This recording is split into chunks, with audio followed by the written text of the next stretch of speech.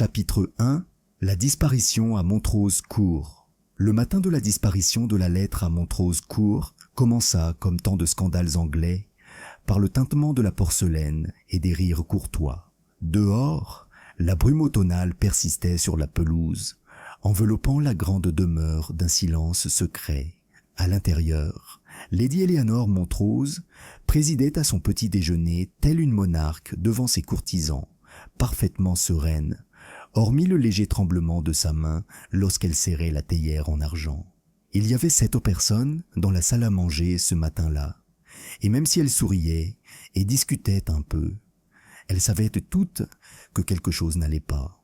La veille au soir, Lady Eleanor avait reçu une lettre, remise en main propre, et marquée privée, scellée d'un blason inconnu. Sa femme de chambre, Clara, l'avait vue arriver à 9h moins 10. À 10h30, elle avait disparu du bureau de Lady Eleanor, dans son salon privé.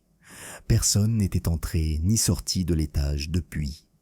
Cette lettre, Lady Eleanor la chuchota à son neveu Henry avant le petit déjeuner. Je pourrais tous les ruiner. Henry Montrose, un homme grand et aux traits anguleux d'une trentaine d'années, avait balayé ses craintes du revers de la main.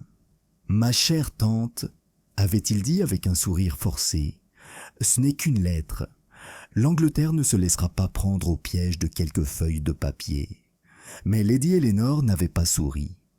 À 8h47, le majordome, Forbes, entra dans la salle à manger avec une hâte inhabituelle. « L'inspecteur Dale est là, madame », annonça-t-il, son visage habituellement impassible, étrangement tendu. « Inspecteur Dale ?» répéta Lady Eleanor, surprise.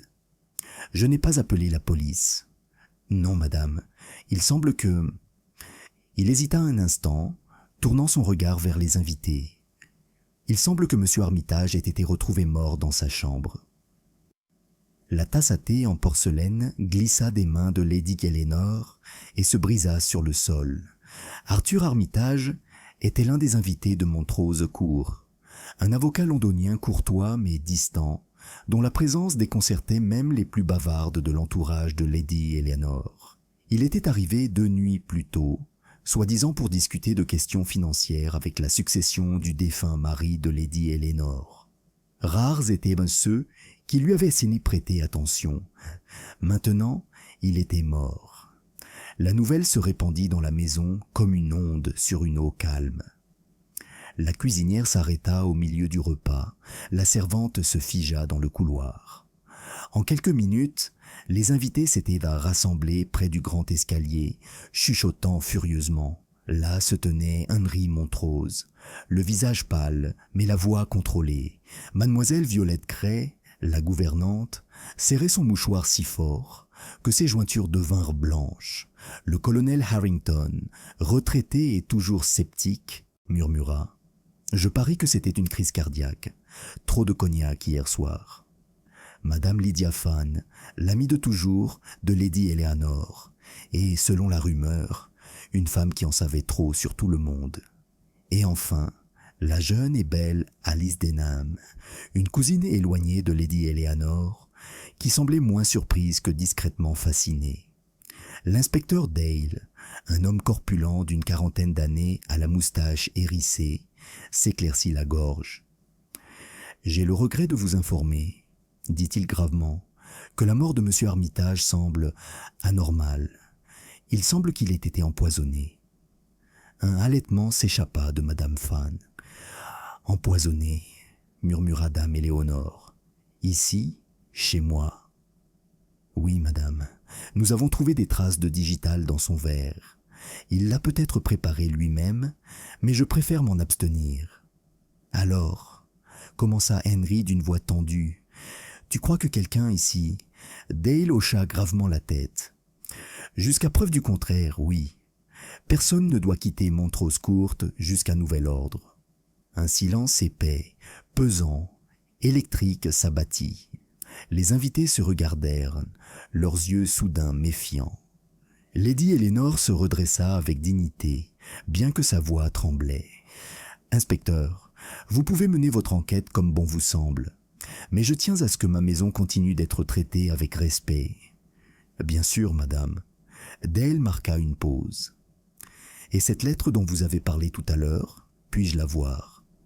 Lady Eleanor cligna des yeux. Comment avez-vous su pour la lettre? Parce que, dit l'inspecteur à voix basse, nous avons trouvé un morceau de papier déchiré à côté du défunt. Il correspond à la description donnée par votre femme de chambre. La lettre pourrait être la cause du meurtre de M. Armitage. Un frisson parcourut la pièce. Lady Eleanor entr'ouvrit les lèvres. Alors la lettre a complètement disparu. Cet après-midi-là, alors que la police bouclait le studio et recueillait les témoignages, une voiture s'arrêta dans l'allée gravillonnée. Elle était petite, impeccablement entretenue, et brillait comme une pièce d'argent dans la pénombre. Un petit homme soigné en costume sombre, une moustache taillée avec une précision mathématique, l'air alerte et discrètement amusé, en sortit. Il s'arrêta au pied du grand escalier, leva les yeux vers les visages anxieux au-dessus, et dit doucement, d'une voix à la fois courtoise et autoritaire: « Mesdames et messieurs, excusez-moi de vous déranger, hein? Je suis Hercule Poirot. » Un murmure parcourut les invités. « Je crois comprendre, » continua Poirot en retirant délicatement ses gants, « qu'une lettre et un homme ont disparu. Comment dit-on? Malheureusement, ce n'est plus le cas. Ces événements ne se produisent pas par hasard. Non, non, non, non, ils surviennent intentionnellement. » Il sourit faiblement. « Et c'est mon travail, voyez-vous, de comprendre le design. » Chapitre 2. La rencontre des suspects. La grande salle de Montrose Court, habituellement réservée aux soirées et aux lectures de poésie ennuyeuses, s'était transformée ce matin-là en une chambre de calme et d'inquiétude. La lumière automnale, filtrée par les hautes fenêtres, projetait de longues ombres obliques sur le tapis persan. Le tic-tac de l'horloge en bronze doré sur la cheminée emplissait les silences entre les mots, tel le lent battement de cœur d'une maison qui n'osait pas respirer trop fort. L'inspecteur Dale avait fait de son mieux pour imposer l'ordre. Carnet, liste de preuves, enveloppe scellée. Tout était posé sur la table en acajou poli, comme les accessoires d'un théâtre lugubre. Et au centre de tout cela, assis avec une précision sereine et un air légèrement amusé, se trouvait Hercule Poirot. Il n'était pas assis comme quelqu'un visitant une scène de crime, mais comme un chef d'orchestre préparant un orchestre. Chaque détail comptait, la disposition des chaises, la position des suspects, et même l'orientation de l'éclairage. De telles choses, disait-il, a révélé la vérité du caractère. « L'ordre !» murmura-t-il en alignant une plume égarée devant lui, en parfaite symétrie. « Toujours, l'ordre, c'est la clé de tout, même du meurtre. » Les invités échangèrent des regards inquiets. Le regard de Poirot se déplaçait d'un visage à l'autre, aussi vif que le tranchant d'une épée enveloppée de soie. Madame Eleanor Montrosel était assise près du feu, vêtue de sa robe noire immaculée, ses perles imperturbables contre le tremblement de sa gorge. Elle avait tout d'une matriarche digne, mais ses yeux se portaient vers la porte dès qu'on entendait des pas au-delà. Sa réputation, forgée au fil de décennies de galas de charité et de garde-en-partie, avait été forgée comme du verre, parfaite, fragile et fragile. Poirot inclina poliment la tête. « Madame, j'ai cru comprendre que vous étiez la dernière à avoir vu M. Armitage vivant. » Elle hésita. « Il est venu dans mon bureau hier soir à 10 heures. On a discuté quelques minutes. Il semblait agité. Puis il est parti. Je me souviens précisément de l'heure, car 10 heures ont sonné quand il a fermé la porte. Et ensuite, insista doucement Poirot, après ça, je suis resté là un moment, à lire. Il serrait les poings sur la coudoir. Quand je suis parti, la lettre avait disparu. L'inspecteur Dale s'éclaircit la gorge. « Et vous n'avez dit à personne ce qu'il y avait dedans ?» Le regard de Lady Eleanor se durcit. « Parce que je ne les connais pas, inspecteur.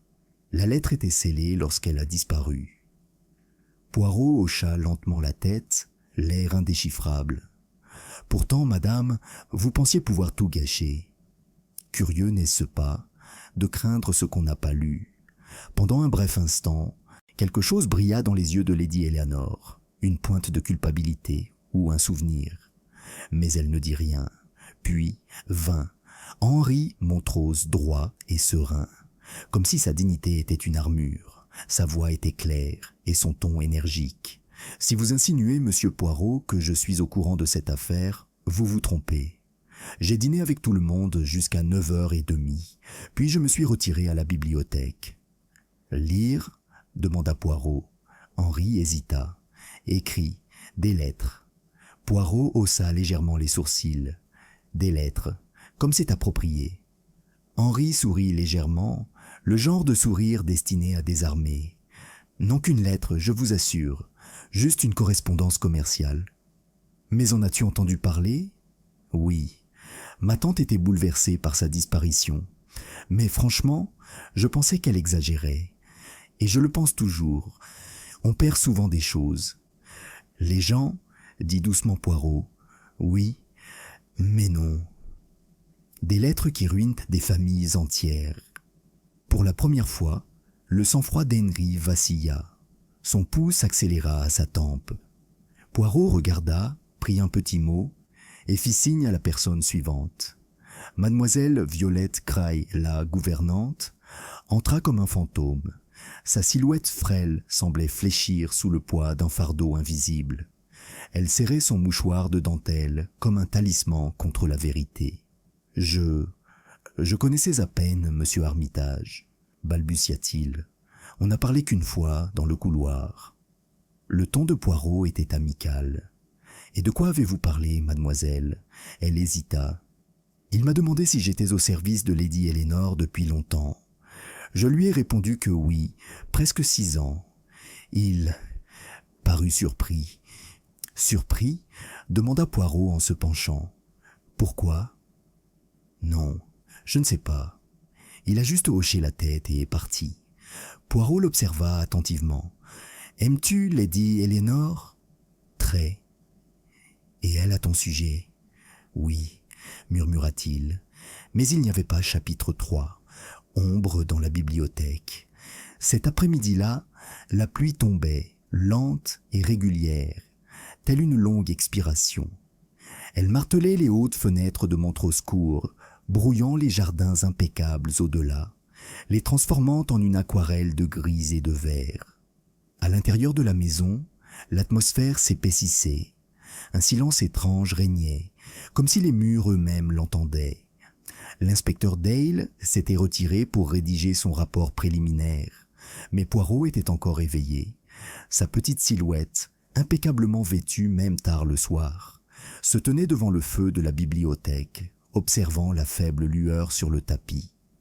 Autour de lui, l'air embaumait une légère odeur de poussière et de papier, un parfum réconfortant pour certains, mais ce soir, avec une pointe d'inquiétude. Montrose Court était une demeure secrète. Poirot, savait dès l'instant où il en franchissait le seuil. Le silence y était trop parfait. Les silences, trop soigneusement planifiés. Même le tic-tac de l'horloge semblait répété. Un tel ordre, pensa Poirot, était souvent le plus exquis déguisement du chaos. La porte grinça. Poirot se tourna légèrement. Était Henri Montrose son expression, se crispa sous un semblant de calme. « Êtes-vous encore réveillé, monsieur Poirot ?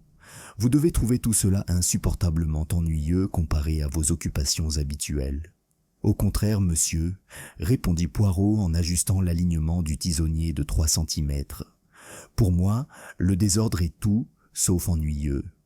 Surtout quand il se fait passer pour de la respectabilité. » Henri eut un petit rire. « C'est une façon de voir les choses. » Il s'approcha de la carafe. « Puis-je » ?« Bien sûr, » répondit Poirot d'un geste délicat. « Un cognac avant de dormir, ça calme les nerfs. Même si je soupçonne, monsieur, que vos nerfs ne se calment pas si facilement. » Henri marqua une pause, le verre à mi-voix. « Qu'est-ce qui te fait dire ça ?» Poirot sourit légèrement. « Votre main tremble un peu. Pas de peur, je crois, de retenue. Vous êtes un homme qui a tant à dire et rien. C'est vraiment fatigant, mon ami. » Henri serra les mâchoires. Il but, puis se retourna vers la fenêtre. « Je suppose que tu t'es déjà fait une opinion sur nous. Tu penses que l'un de nous a tué Armitage. Peut-être même que tu crois savoir qui. » Les yeux de Poirot brillèrent. « Ah, mais ça gâcherait le plaisir, non ?» Il s'approcha de la table, où se trouvait une rangée de lettres soigneusement empilées. La correspondance de Lady Eleanor, récupérée dans son bureau le jour même. Poirot souleva soigneusement l'enveloppe supérieure, notant le cachet de la poste. « Tout est écrit sur le même papier, » murmura-t-il. « Tous sauf un. Le papier à lettres manquant. C'était différent, non ?» Henri fronça les sourcils. « En quoi est-ce différent ?» La servante Clara la décrivit, plus épaisse, étrange peut-être, un filigrane subtil, un lion rampant. Poirot rangea la lettre et se tourna vers Henri. Un détail curieux, n'est-ce pas, et pourtant, personne ici n'avoue avoir vu une telle lettre avant hier soir. Henri haussa les épaules. Peut-être qu'Armitage l'a apportée avec lui. Peut-être, dit doucement Poirot. Et pourtant, Lady Eleanor prétendait que c'était livré. Quelqu'un est entré dans cette maison avec cette lettre. Quelqu'un qui en connaissait le contenu ou qui le craignait. Henri semblait mal à l'aise. « Tu crois que c'était pour elle ?»« Je crois, » dit Poirot, « qu'il était destiné à quelqu'un. Et cette personne a peur. » Plus tard dans la nuit, lorsque le silence fut enfin revenu dans la maison, Poirot erra seul dans les couloirs.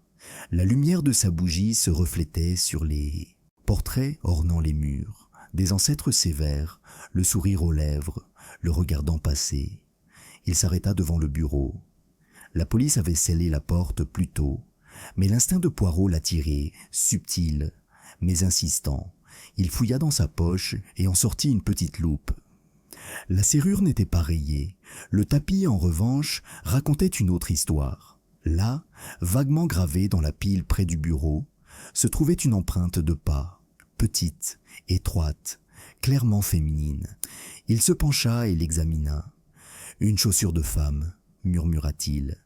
« Pointure 40 peut-être. Oh, et avec un talon usé, intéressant. » Il se redressa, son esprit réglant déjà les détails. Un léger bruit interrompit ses pensées, un léger sanglot, vite étouffé. Poirot se retourna brusquement. La porte au fond du couloir était entr'ouverte. Une faible lueur de bougie la traversait. Il se dirigea silencieusement vers cet endroit et trouva mademoiselle Violette Cray, la gouvernante, était assise à un petit bureau, la tête entre les mains. Son visage pâle et fatigué reflétait la lumière des bougies comme de l'ivoire. « Mademoiselle, » dit doucement Poirot, « il est temps, il est trop tard pour pleurer. » Elle sursauta et se leva aussitôt. « Monsieur Poirot, je ne vous ai pas entendu. Je marche prudemment, » dit-il en fermant la porte. « C'est dans ma nature. C'est essentiel quand on a affaire à des secrets. » Il essaya de se ressaisir. « Non, je n'ai pas pu dormir. J'essayais d'écrire une lettre. » Le regard de Poirot se posa sur le papier devant lui. L'encre était maculée, les mots hésitants. « Je ne supporte plus le silence. » Il leva les yeux. « Avez-vous peur, mademoiselle ?» Ses lèvres tremblaient. « Oui, pas pour moi, pour Lady Eleanor. » Pour la lettre, elle hocha légèrement la tête. « Je pense que M. Armitage n'était pas venu ici uniquement pour affaires. Il savait quelque chose du passé. » Lady Eleanor essayait de paraître calme, mais elle était terrifiée. « Et qu'est-ce que c'est, quelque chose du passé ?» demanda Poirot à voix basse.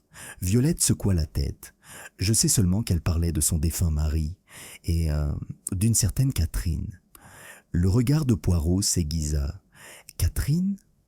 J'ai entendu ce nom quand M. Armitage est venu hier soir. Il était furieux. Il a dit « Vous pensez qu'on a oublié, mais le sang de Catherine ne s'efface pas si facilement. » Le cœur de Poirot s'emballa, mais son visage resta serein. Et la réponse de Lady Eleanor ? Elle lui a dit de partir. « Si tu révèles ça, tu nous détruiras tous. » Poirot hocha lentement la tête. « Merci, mademoiselle. Vous m'avez dit quelque chose de très important. Mais il faut être prudent, n'est-ce pas? Des mots entendus avec peur peuvent tromper même les innocents. » Il s'essuya les yeux. « Tu crois qu'elle l'a tué ?» Poirot pencha la tête. « Je pense que, peut-être, elle... croit-elle aurait pu le faire. » Quand Poirot revint dans sa chambre, la maison sembla vibrer d'une peur silencieuse. Il s'assit au petit bureau, les mains jointes, les petites cellules grises illuminées par un reflet. Il prit une page de son carnet et commença à écrire, chaque ligne étant un fil dans la tapisserie croissante de la déduction. La lettre arrive. Seuls Lady Eleanor et Armitage connaissent son véritable but. La lettre disparaît. Armitage meurt quelques heures plus tard, empoisonné. Une allusion à Catherine. Un décès, un scandale, une empreinte de femme près du bureau, un petit talon usé. La peur est omniprésente, mais avec des nuances différentes. Il marqua une pause, un léger sourire aux lèvres. Ça arrive, oui, lentement, doucement, comme l'aube, sous une nuit noire. Dehors, un coup de tonnerre retentit au loin.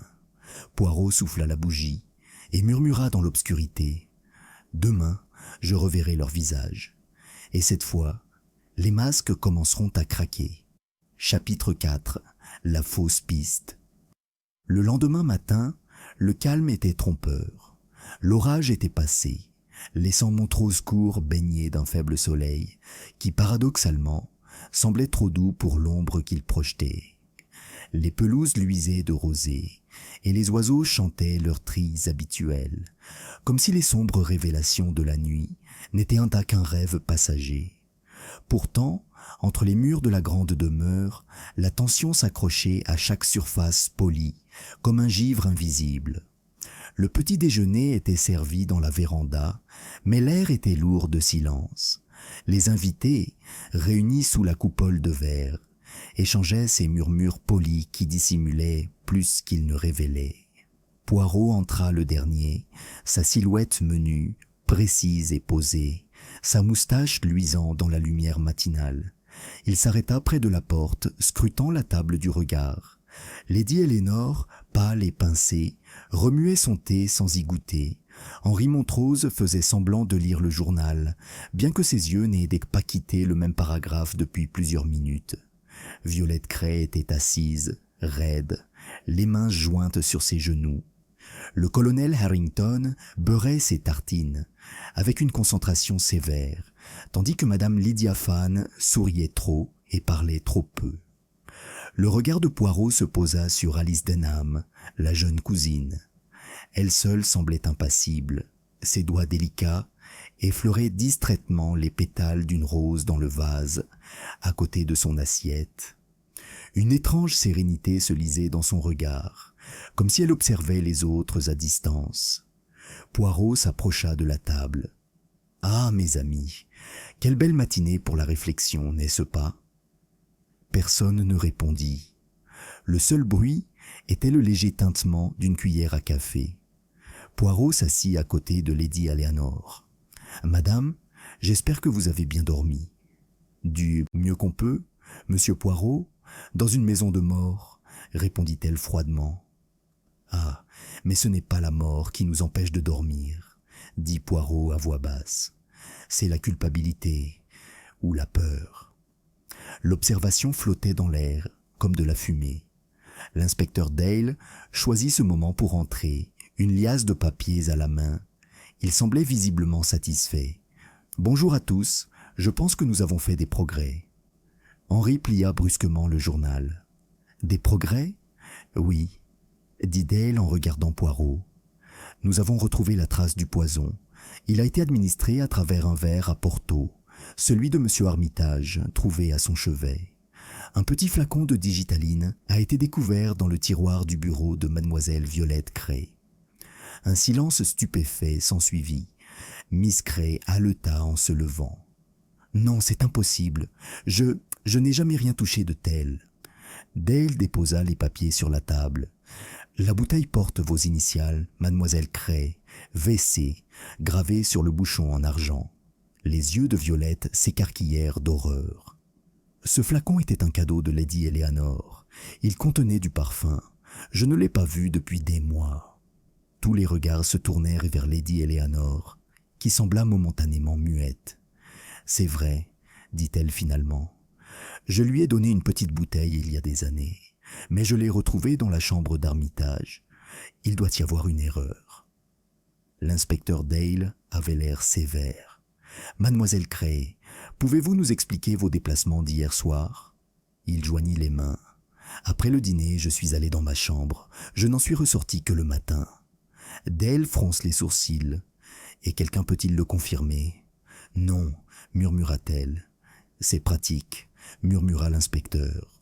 Poirot, qui écoutait en silence, joignit le bout des doigts. « Permettez-moi, mon ami, » dit-il en se tournant vers Dale.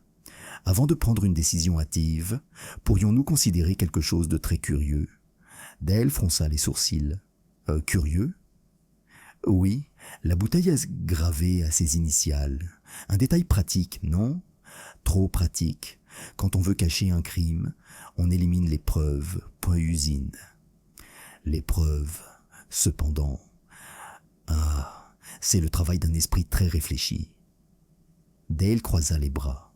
« Tu crois qu'il a été piégé ? » ?»« Je pense, dit doucement Poirot, que notre meurtrier a lu trop de romans policiers. » L'inspecteur grogna mais ne dit rien de plus. Poirot se leva et fit lentement le tour de la table. « Examinons la logique un instant. Le poison, la digitaline. Un tueur lent et sûr. Il faut le doser avec soin, n'est-ce pas ? Une gouvernante ignorante en chimie ne prendrait pas de risques aussi précis. Et pourtant, le dosage était parfait. » Il s'arrêta derrière le colonel Harrington, qui leva les yeux, surpris. Poirot poursuivit. Monsieur Armitage but seul. Cependant, le verre avait été préparé à l'avance. Qui, je me le demande, aurait pu lui servir ce dernier verre ? Le colonel Harrington fronça les sourcils. « Suggérez-vous que l'un d'entre nous... » Le sourire de Poirot était vague, courtois. « Je ne suggère rien, monsieur. Je constate simplement qu'un homme qui meurt seul a dû d'abord être trompé par la confiance. » Un éclair traversa le visage de Lady Eleanor. Poirot le vit. Plus tard, lorsque les invités se furent dispersés sous l'œil vigilant de l'inspecteur Dale, Poirot resta dans la véranda avec Lady Eleanor. La lumière du soleil, à travers la verrière, illuminait ses cheveux gris, les teignant d'un or pâle. « Madame, dit-il doucement, cette découverte vous inquiète plus qu'elle ne devrait. » Elle ne répondit pas. Ses mains gantées reposaient fermement sur ses genoux. « Tu sais quelque chose ?» insista Poirot à voix basse. « Quelque chose qui n'a pas encore été dit. Tu parles de cette lettre, n'est-ce pas ?» Ses yeux croisèrent aux les siens, fatigués, prudents, déterminés. « Vous êtes un homme perspicace, monsieur Poirot, mais il vaut mieux ne pas tout découvrir. » Poirot inclina la tête. « Et pourtant, madame, il est dans la nature des choses enfouies de prendre racine. Elles ressurgissent, souvent sous des formes terribles. » Lady Eleanor soupira. « Si je vous disais la vérité, cela détruirait le peu de paix qui subsiste dans cette famille. La paix bâtie sur des mensonges n'est pas la paix, madame. C'est un silence qui attend d'être crié. » Pendant un long moment, il resta silencieux. Puis, à voix basse, il dit « Catherine était la sœur de mon mari. Elle est morte il y a 30 ans, en tombant des falaises près de Brighton. On a conclu à un accident. » « Mais tu n'y crois pas ?» Sa voix tremblait. « Non, et Arthur Armitage non plus. Il était l'exécuteur testamentaire de mon mari.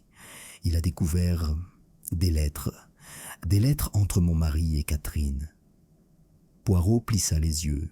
« Amour incestueux ?» La voix de Lady Eleanor n'était qu'un murmure. Quelque chose comme ça. Mon mari l'aimait. Trop. Il se sentait responsable de sa mort. Et Armitage avait l'intention de le dénoncer ? Oui. Il a menacé de publier ses lettres si je ne répondais pas à ses exigences. Il voulait de l'argent et le silence.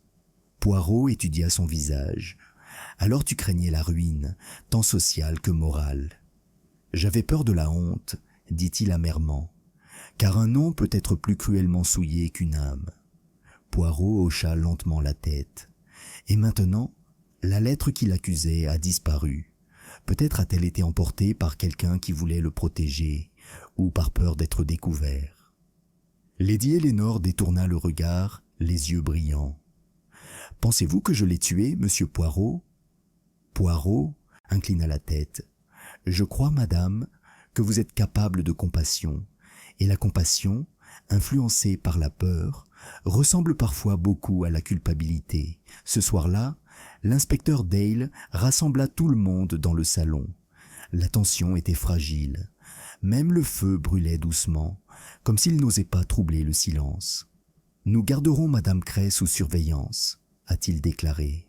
« Tant que de nouvelles preuves ne seront pas découvertes, elle reste notre principale suspecte. » Poirot ne dit rien. Il se contenta de polir ses boutons de manchette, le regard lointain et pensif. Lady Eleanor resta figée, le regard fixé sur le tapis. Miss Cray pleurait en silence, murmurant son innocence. Henri faisait les 100 pas près de la cheminée, murmurant entre ses dents, et Poirot, les observant tous, murmura « Cette histoire est trop bien ficelée, trop symétrique, un meurtrier qui a l'occasion idéale, une bouteille cachée, une découverte au bon moment. » Il leva la tête et ses yeux brillèrent. « Non, non, non, » murmura-t-il. « Ce n'est pas de l'ordre, c'est de l'artifice. Et qui dit artifice, dit dessein. » Chapitre 5. Le filet se resserre. La pluie revint ce soir-là, une fine bruine persistante qui transforma l'allée de gravier de Montrose Court en un miroir gris. La maison régnait dans un silence solennel, ses hautes fenêtres vacillant sous la lumière du réverbère. Quelque part entre ces murs, un tueur attendait, calme, serein, certain que les soupçons s'étaient déplacés ailleurs. Cependant, Hercule Poirot ne s'est pas laissé tromper si facilement. Il se rassit dans la bibliothèque, sa silhouette menue se découpant sur la lueur du feu. L'air sentait légèrement le cognac et le papier humide. Sur le bureau devant lui se trouvaient 3 objets. Le flacon de parfum gravé trouvé dans la chambre de Miss Cray, un morceau de papier déchiré retrouvé sur la table de chevet d'Armitage et un pétale de rose fané.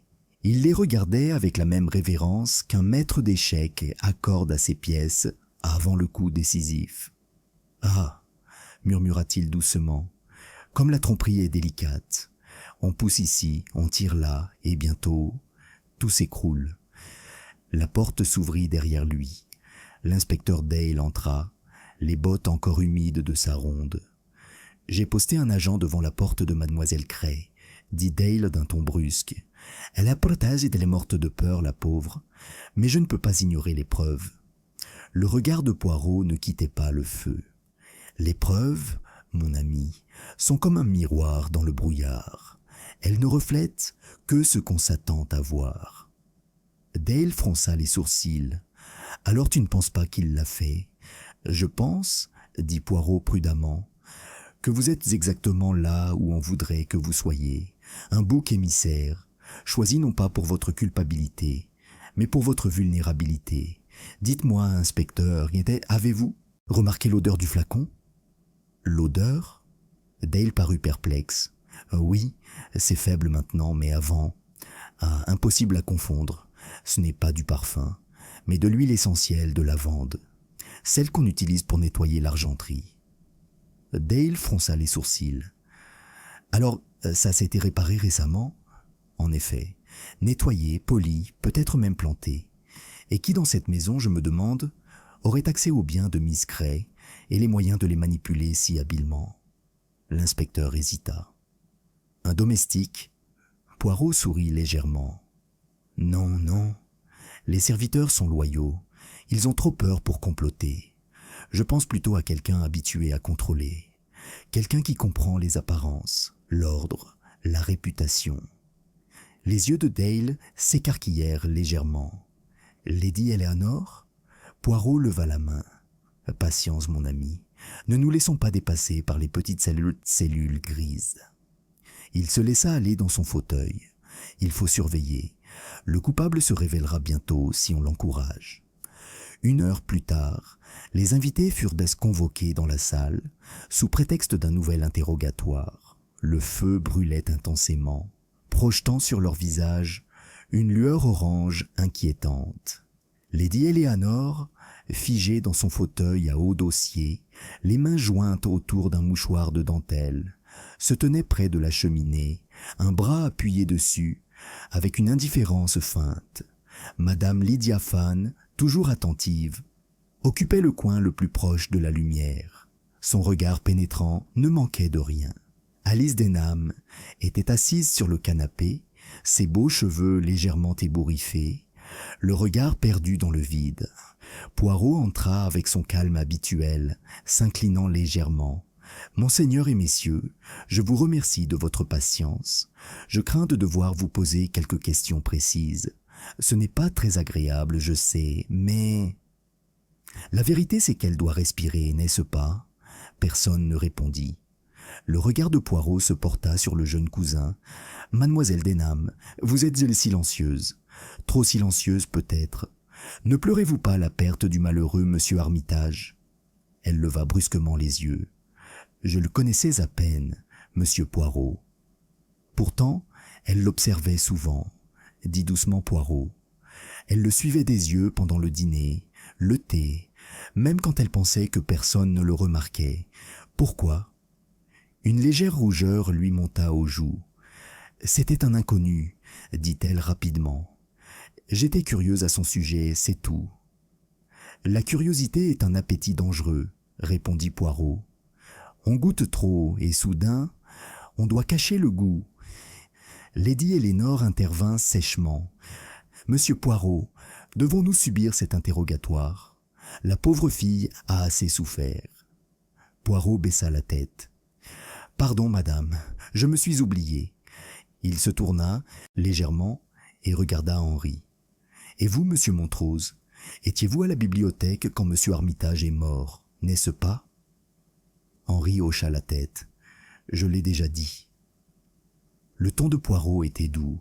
« Et il écrivait des lettres ?»« Oui. »« Correspondance commerciale. »« Ah oui, » murmura Poirot. « Et pourtant le buvard ne porte aucune trace d'encre fraîche. Curieux, n'est-ce pas ?» Henri se raidit. « J'ai peut-être brûlé les brouillons. »« Bien sûr, c'est très gentil de ta part. » Poirot sourit légèrement. « Et le livre que tu as fait semblant de lire au coin du feu était intact. » Le visage d'Henri rougit d'irritation. « Tu m'accuses de mentir ?»« Je ne vous accuse pas, » dit Poirot en écartant les mains. « J'observe simplement. Les mensonges, monsieur, sont comme des chaussures dépareillées. Ils rendent la démarche maladroite. » À la fin de l'interrogatoire, Poirot laissa le groupe se disperser. Mais en partant, son œil perspicace remarqua les subtilités. Le tremblement de la main de Lady Eleanor touchant le bras d'Henry, le regard rapide échangé entre Alice et Madame Fane, et la nervosité de Violette Cray, toujours sous surveillance. Il attendit qu'il ne reste plus que Dale. « Vous l'avez vu aussi, inspecteur ?» demanda Poirot. « L'apparence ?» ?»« Exactement. Comme les fils d'une tapisserie, chacun relié, chacun menant quelque part. Et maintenant ?»« Maintenant, dit Poirot, c'est nous qui tirons les ficelles. » Plus tard dans la soirée, Poirot mit son plan à exécution. Il ordonna à Forbes, le majordome, de remettre à chaque invité des notes cachetées, écrites de la délicate écriture penchée de Poirot. Chaque note contenait le même message. « J'ai découvert quelque chose à propos de la lettre. Rendez-vous à la bibliothèque à 11 heures. » H.P. Puis Poirot attendit. À 11 heures précises, il était assis seul dans la bibliothèque obscure. L'horloge tic-tac sur la cheminée. La maison était silencieuse, à l'exception du grincement lointain du parquet. La première à arriver fut Alice Denham. Son visage était pâle et ses yeux grands ouverts. « Vous vouliez me voir, monsieur Poirot ?»« Oui, mademoiselle, » dit Poirot à voix basse. Entrez, s'il vous plaît. » Un instant plus tard, Henri Montrose entra, l'air prudent. Puis vint Lady Eleanor, suivie de Madame Fawn. L'atmosphère devint de plus en plus tendue. Poirot resta assis. Tout le monde est là. Excellent. C'est très instructif. Il laissa le silence s'étendre, observant la façon dont ils se regardaient, la façon dont Lady Eleanor évitait le regard de son neveu, la façon dont les doigts d'Alice se tordaient dans sa jupe. Il semble, dit enfin Poirot, que la mort de M. Armitage n'était pas votre seul secret. Il y a autre chose, quelque chose à propos de la lettre elle-même. J'ai découvert son destin. Le sang-froid de Lady Eleanor se brisa. Le destin? Que voulez-vous dire? La lettre, madame, ne vous était pas destinée. Un halètement collectif parcourut la pièce. Poirot se leva, sa voix calme, mais tranchante comme l'acier. C'était adressé à Henri Montrose. Henri recula, stupéfait. C'est absurde. Non, monsieur, c'est tout naturel. Voyez-vous, le blason du sceau, un lion rampant, est celui de la lignée Montrose. Un blason familial, n'est-ce pas? Et l'écriture sur le pli extérieur, distinctement féminine, suggère l'intimité, peut-être même l'amour. Le visage d'Alice pâlit. Lady Eleanor retint son souffle. Poirot continua. Je soupçonne que M. Armitage ne faisait pas chanter Lady Eleanor, mais vous, Monsieur Montrose. Il était au courant d'une affaire vous impliquant, vous et un certain Mademoiselle Denham, n'est-ce pas? Le visage d'Henry se durcit. Tu n'as aucune preuve. Oh oui, bien sûr. Un témoin a entendu Armitage dire « Si elle n'avoue pas, elle en subira les conséquences. » Et c'est Mademoiselle Denham qui avait le plus à perdre, n'est-ce pas? Alicia haleta. Henri, qu'est-ce qu'il dit? La voix d'Henry était basse, tremblante de fureur. Il déforme tout. Poirot s'approcha. Vraiment? Alors dites-moi, monsieur, pourquoi avez-vous ordonné au majordome de déplacer la malle de Mademoiselle Denham de l'aile ouest à la remise hier? Pour cacher quoi? Les cendres de la lettre que vous avez brûlée? Henri serra les dents. Tu es fou. Non, dit Poirot à voix basse, c'est juste nécessaire. Le silence qui suivit était étouffant. Finalement, Lady Eleanor se leva, la voix tremblante. Henri, je t'en prie, quoi qu'il en soit, finissons-en. Mais Henri se détourna, les poings serrés. Poirot l'observa attentivement, une légère tristesse dans le regard. Lorsque les autres furent partis, Poirot se retrouva une fois de plus seul dans la bibliothèque, tandis que le feu s'éteignait en braises incandescentes. Dale entra en silence. « Tu penses pas qu'il est coupable ?» Poirot secoua la tête. « Non, mais il est acculé, et quand les hommes sentent les murs se refermer sur eux, ils agissent avec imprudence. Demain, je crois, apportera une autre révélation, et peut-être un autre crime. » Il regarda vers la fenêtre couverte de pluie. Son reflet était faible dans la vitre. Le filet est tendu, mon ami, et bientôt, il va se rompre. Chapitre 6. Le deuxième crime. La pluie ne s'était pas arrêtée. Elle tombait en torrent chuchotant sur le domaine de Montrose, transformant les jardins en une brume sombre et argentée. À l'intérieur, l'air était lourd de malaise. Chaque craquement de la vieille maison résonnait plus fort que d'habitude. Chaque rafale de vent contre les fenêtres semblait apporter des murmures de culpabilité. Poirot, toujours éveillé, resta dans sa chambre longtemps, après que les autres se furent couchés. Les événements de la nuit se rejouèrent dans son esprit comme un film au ralenti. Le déni tremblant de Lady Eleanor, l'évasion furieuse d'Henry, les larmes de peur d'Alice. Chaque émotion avait un sens, chaque hésitation un indice. Il s'allongea, les yeux fermés, murmurant en français « Un secret ne se révèle pas par la force, mais par la patience. Les fils, toujours les fils. » En bas, l'horloge de parquet sonna 2 heures. Le son résonna faiblement dans les couloirs. Poirot se leva, rajusta sa robe de chambre et sortit dans le passage sombre. Les lampes à gaz vacillèrent, comme si elles avaient senti son passage. Quelque chose, un instinct, une légère perturbation dans l'air, le poussa à avancer. Puis, un cri. Le bruit provenait du couloir ouest, sec, désespéré et brusquement interrompu. Poirot se figea un instant, puis courut vers le bruit, ses petites chaussures claquant sur le sol. Lorsqu'il atteignit le couloir, la porte de la chambre de Lady Eleanor était entr'ouverte. La lumière à l'intérieur vacillait faiblement. Il la poussa.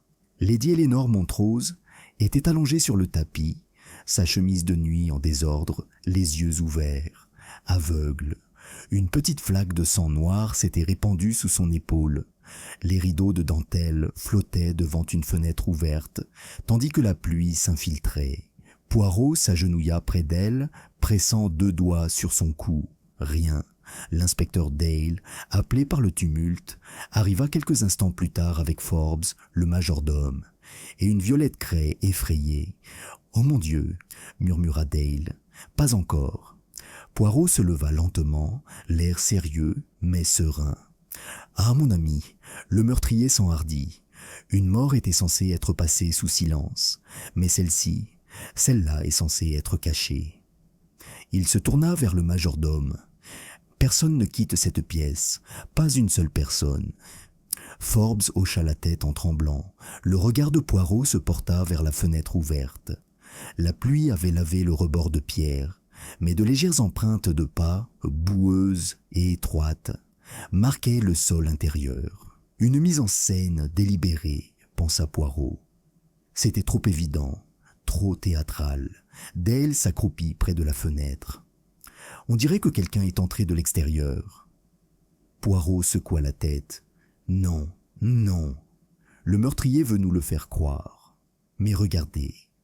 Les empreintes digitales mènent. Intérieur, pas vers l'extérieur. L'intrus aurait laissé une seconde trace. Ceci a été fait après, en écrivant. Dale fronça les sourcils. Alors celui qui l'a tué était déjà dans la maison. Précisément, le regard de Poirot tomba sur la faible lueur d'un objet près de la cheminée. Il le ramassa délicatement. Une boucle d'oreille en perles, dont le bord était fendu. « Ah !» murmura-t-il, comme il est insouciant de la vérité. Il en laisse les ornements derrière lui. Dale l'examina. « À Lady Eleanor ? Non. Les vôtres étaient des diamants.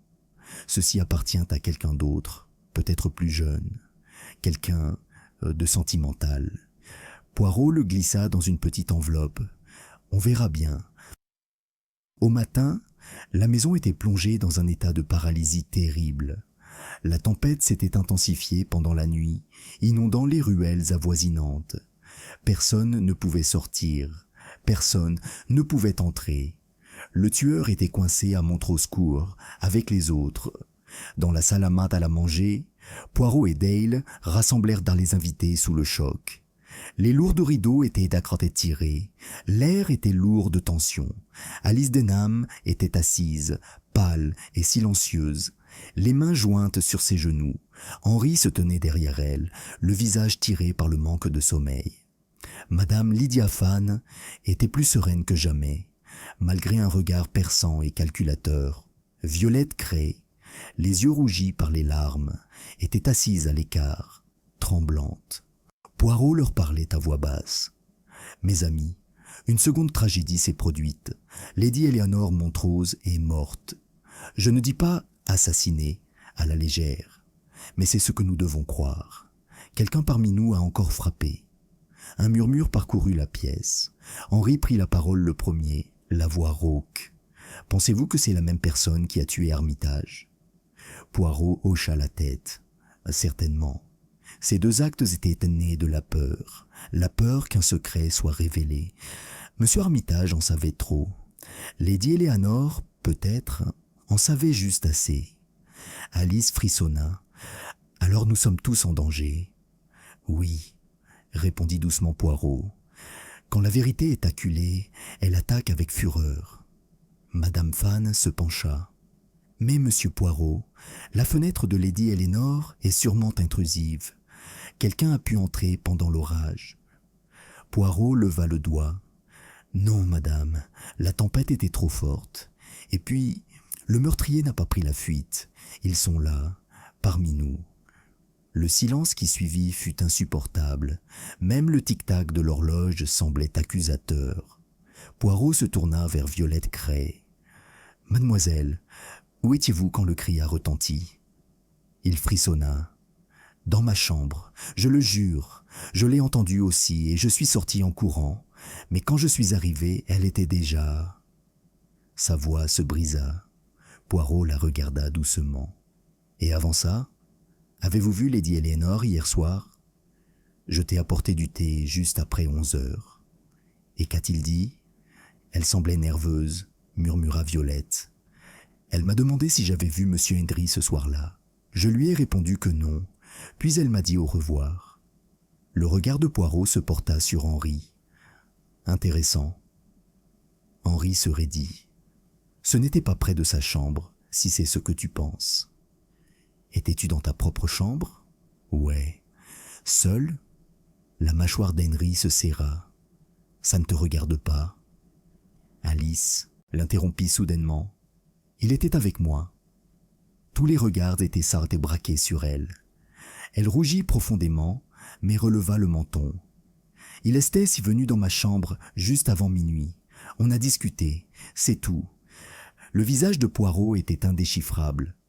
Ah, Aimé, cela complique même les mensonges les plus simples. Henri le fusilla du regard. Tu déformes encore tout. Tu crois que je ferai du mal à ma tante ? Poirot dit doucement. Je pense qu'il a peur, monsieur. Et quand les hommes ont peur, ils prennent des décisions dangereuses. Après avoir renvoyé le groupe, Poirot et Dale retournèrent dans la chambre de Lady Eleanor pour un examen plus détaillé. Poirot examina le corps avec un détachement clinique. La blessure, un simple coup de couteau sous l'omoplate, était nette et précise. Ce n'était pas de la fureur, mais du contrôle. Un coup destiné à réduire au silence, non à détruire. Il se pencha et examina le bureau voisin. « Ah, regarde mon ami, le papier à lettres, le même que le fragment retrouvé près du lit de Monsieur Armitage. » Dale fronça les sourcils. Alors il avait une partie de la lettre. Où en écrivait-il un ? Murmura Poirot. À qui, nous le saurons bientôt. Sur la table, le buvard révélait de faibles empreintes de mots. Poirot humecta une feuille de papier fin et la pressa délicatement contre la surface. Lentement, des lignes fantomatiques apparurent. Je n'en peux plus. La vérité doit éclater. Rester silencieux nous détruira tous. Poirot le lut 2 fois en fronçant les sourcils. Il nous détruira tous. Non elle, non il, un homme. Henri, devina Dale. Peut-être, dit doucement Poirot, mais peut-être pas. Il y en a un autre qui se cache derrière l'intelligence et la patience. Quelqu'un qui remue la marmite, mais n'en boit jamais. Vous voulez dire Madame Fan ? Poirot sourit légèrement. On verra bien. Ce soir-là, Poirot était assis seul dans la bibliothèque, la boucle d'oreille devant lui à la lumière de la lampe.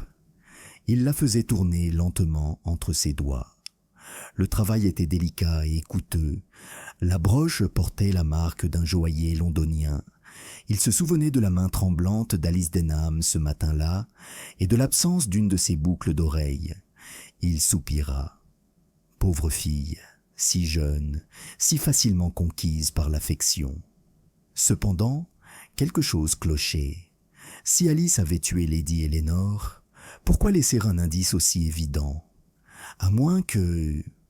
Un léger bruit interrompit ses pensées. Un léger murmure parvint du couloir. Poirot se leva silencieusement et entr'ouvrit la porte. Une ombre passa rapidement, agile, et disparut dans l'escalier. Poirot le suivit, prudent comme un chat.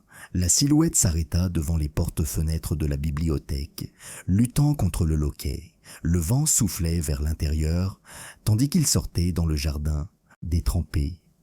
Poirot avançait en silence, apercevant brièvement sous sa capuche une mèche de cheveux argentés. Madame Lydia Fan. Il s'agenouilla près de la fontaine en pierre et plongea la main dans l'eau sombre. Poirot s'avança d'une voix calme mais mordante. « Vous cherchez quelque chose, madame ?» Madame Fan se figea, sa main émergea de l'eau, serrant contre elle une petite boîte en métal, ternie, vieille et indubitablement gravée des armoiries de Montrose. Le regard de Poirot s'aiguisa. « Ah, alors le papier.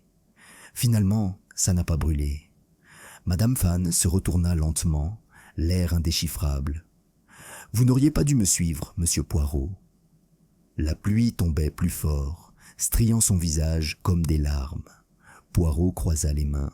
« Au contraire, madame, j'aurais dû vous suivre depuis longtemps. » Le deuxième crime avait révélé la vérité, mais la révélation finale, le cœur du problème, restait à venir.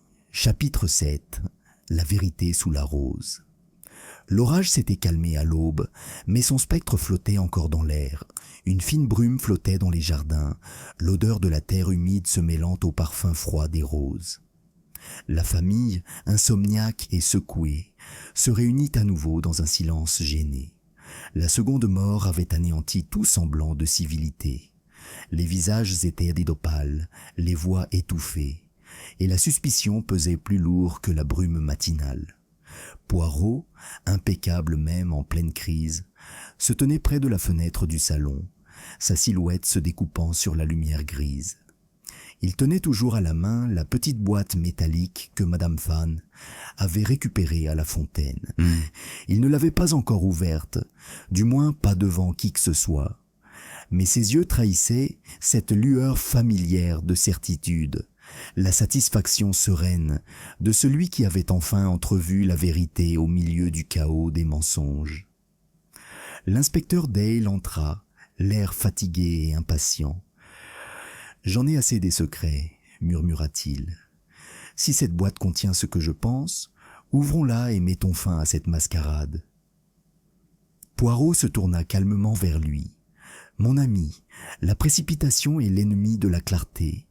Il faut laisser la vérité se révéler et non l'accueillir comme un fruit vert. » Henri Montrose, faisant les 100 pas devant la cheminée, lança « Ce n'est pas un jeu, Poirot. Ma tante est morte et nous sommes coincés dans cette maudite maison pendant que tu nous donnes des énigmes. » Poirot le regarda avec douceur. « Et pourtant, monsieur, les énigmes sont souvent le seul langage qui dit la vérité quand on a passé des années à l'enfouir. » Madame Fan était assise à l'écart, son calme habituel brisé. L'humidité de sa robe, due à la pluie de la nuit précédente, avait laissé de légères traces sur le tapis. Ses yeux, rouges mais provocateurs, se tournèrent vers Poirot. « Vous pouvez l'ouvrir, » dit-elle sèchement. « Inutile de faire semblant. » D'un léger hochement de tête, Poirot déposa la boîte sur la table. Le couvercle grinça légèrement lorsqu'il la souleva. À l'intérieur, enveloppée dans une toile cirée, se trouvait une liasse de lettres nouée d'un ruban bleu délavé. En dessous se trouvait une petite clé en argent. L'inspecteur Dale soupira. « C'est donc vrai, les lettres pour lesquelles Armitage l'a fait chanter. » « Et ce n'est pas tout, » murmura Poirot en dénouant soigneusement le ruban. « Regardez l'écriture. Ce n'est pas celle de Lady Eleanor, ni celle de son défunt mari. Elle appartient à Catherine Montrose. » Il déplia délicatement la première page, examinant les mots. « Ah, » dit-il doucement, comme l'amour qui ne dit pas son nom était tragique. Henri fronça les sourcils. « Qu'est-ce que ça dit ?» Les yeux de Poirot parcoururent la page et il lut à voix basse. « Cher William, tu ne dois pas revenir. Eleanor est méfiante. Elle dit que notre affection est profane. Mais comment l'amour peut-il être un péché alors qu'il semble être la vérité même? Si je tombe, ce sera à cause de ma propre faiblesse, jamais par repentir. » Alice haleta. Violette se couvrit la bouche. Même Dale parut choqué un instant, Henri marmonna. Alors les rumeurs étaient vraies. Poirot remit soigneusement la lettre dans la boîte.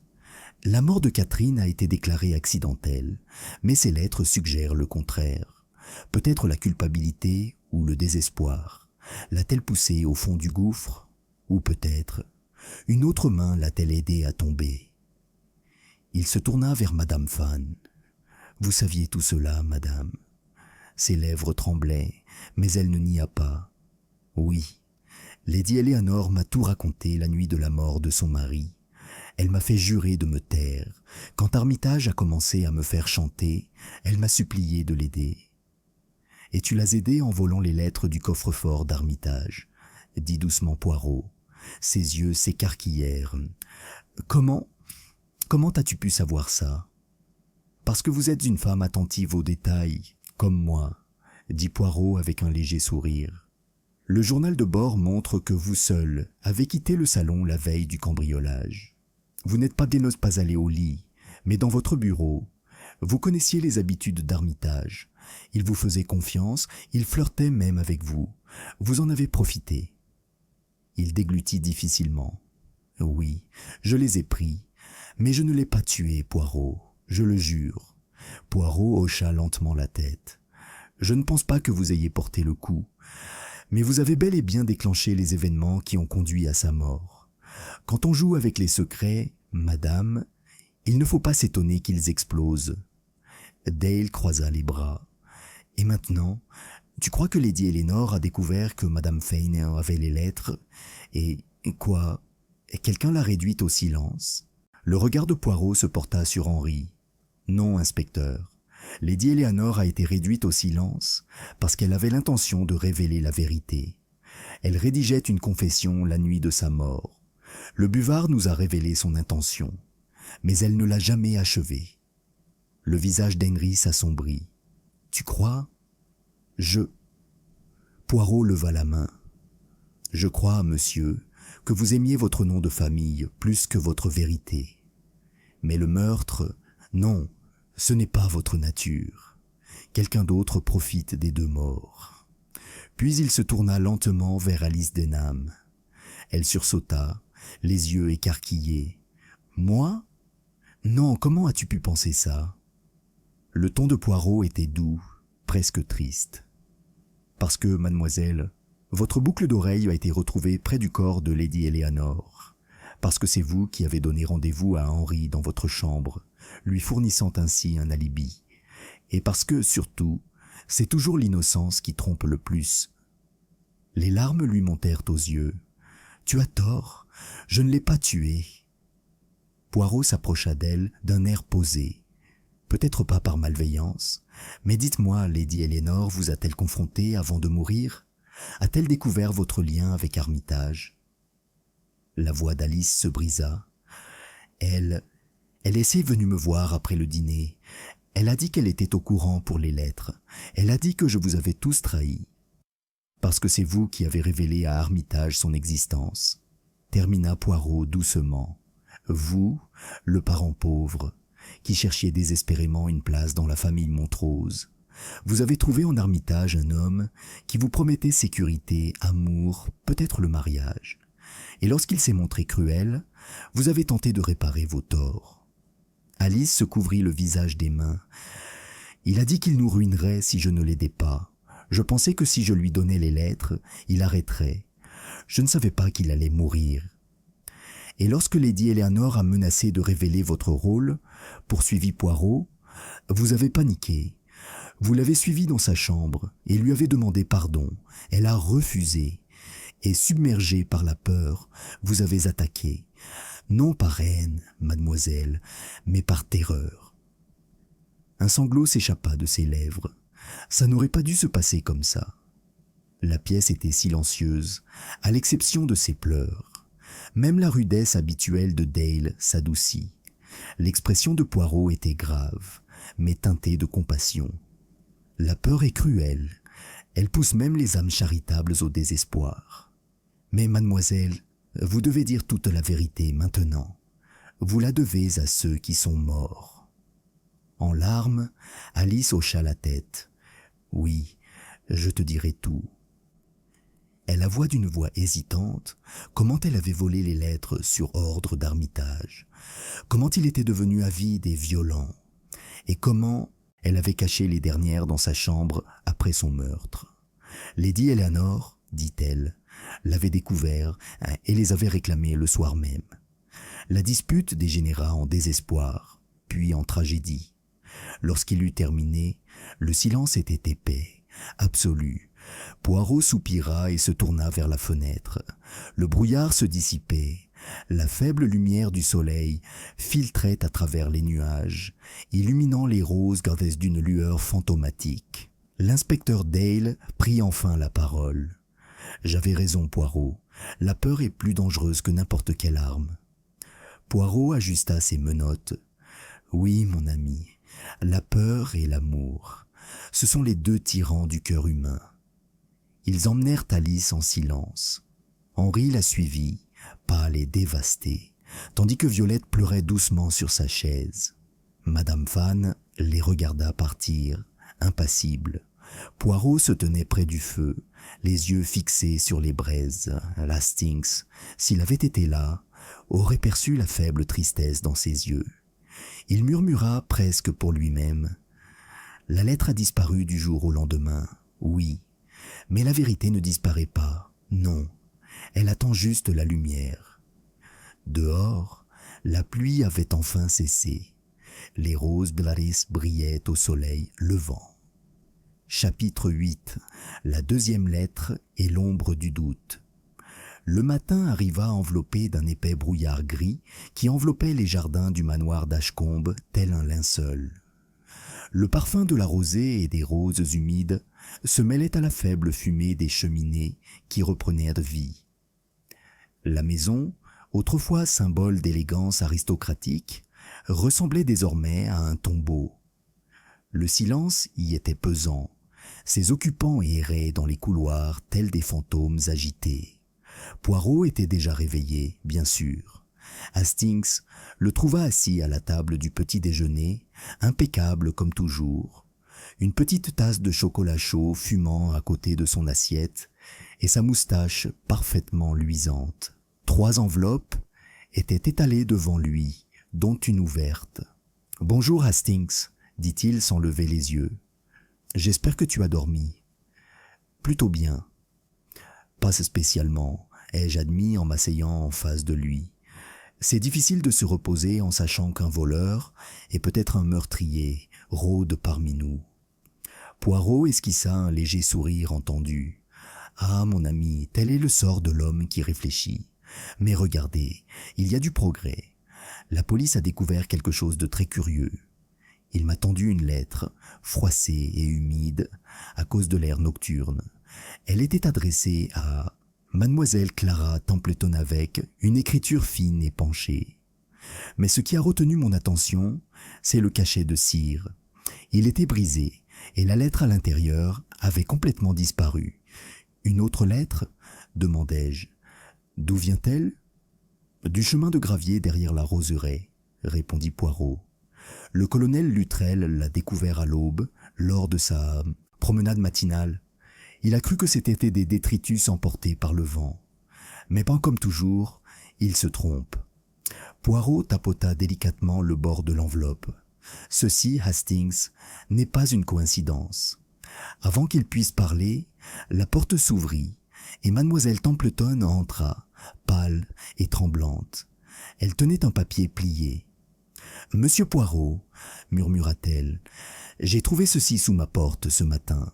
Je crois que c'est de la même personne qui a envoyé la première lettre. » Poirot se leva, les yeux brillants d'un vif intérêt. « Ah, alors il serait sage de l'amener ici immédiatement. Puis-je » Elle hocha la tête, et il le déplia avec un soin délibéré. Le papier était épais, et sentait légèrement la lavande.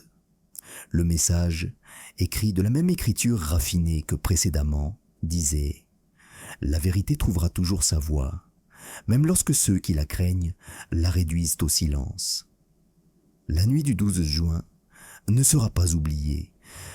Pas de signature, pas d'adresse, juste la date, 12 juin.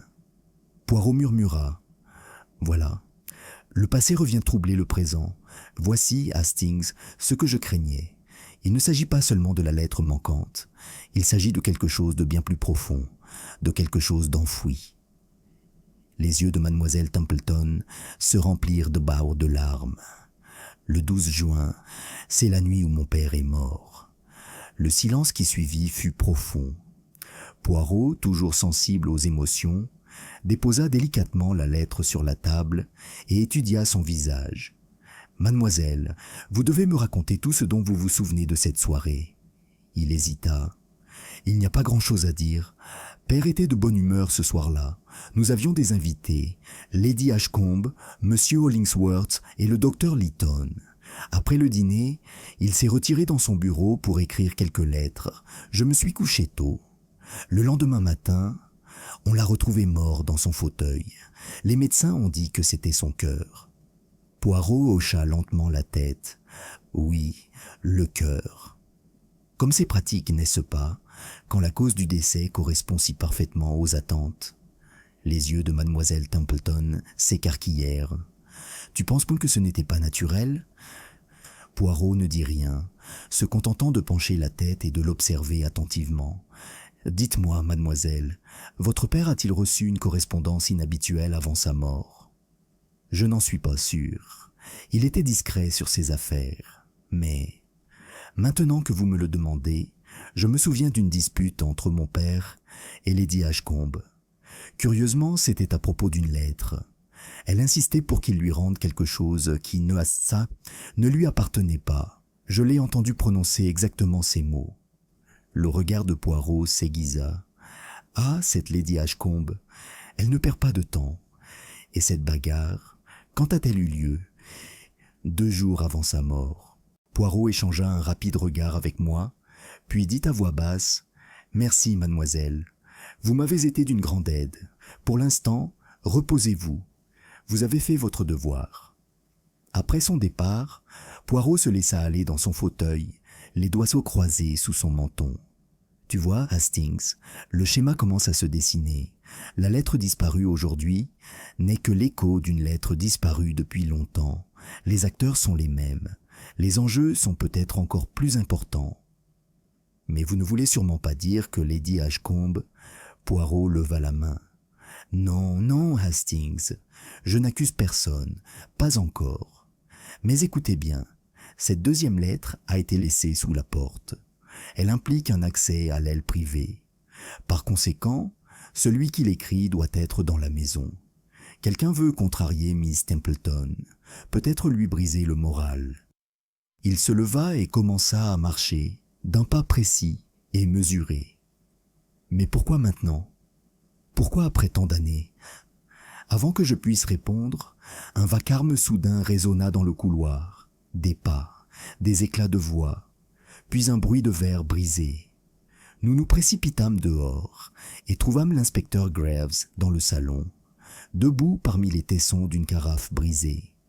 Son visage était rouge et son air brusque. « Excusez-moi, messieurs, » murmura-t-il en époussetant les restes de son manteau. « Quelle nouvelle ce matin! La femme de chambre de mademoiselle Templeton a disparu. »« Disparu » m'exclamai-je. « Depuis quand ?»« Vue pour la dernière fois avant l'aube. Elle n'a pas dormi dans son lit, ses affaires avaient disparu. Elle a disparu sans un mot. » L'expression de Poirot s'assombrit. « Oh mon Dieu !» Le rythme s'accélère.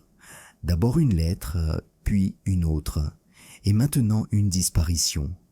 Quelqu'un commence à désespérer. Graves fronça les sourcils. « Tu penses que la tu penses que la fille est impliquée ?»« Je pense, » dit Poirot à voix basse, « qu'elle savait quelque chose.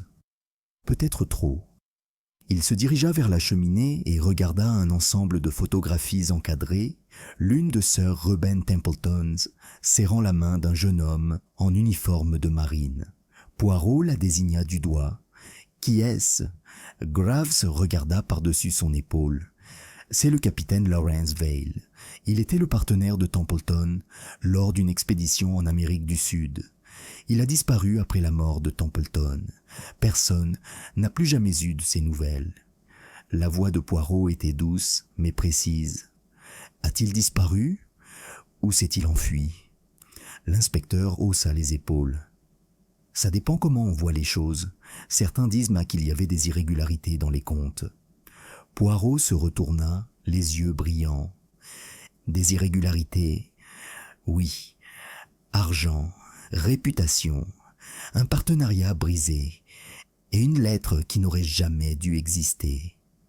Il se tut, plongé dans ses pensées, puis rajusta brusquement sa cravate et dit avec force « Venez, Hastings, nous devons reparler à Lady Ashcombe. Elle a trop longtemps gardé le passé secret, mais maintenant, dit-il en se tapotant la tempe, ses petits neurones commencent à chuchoter.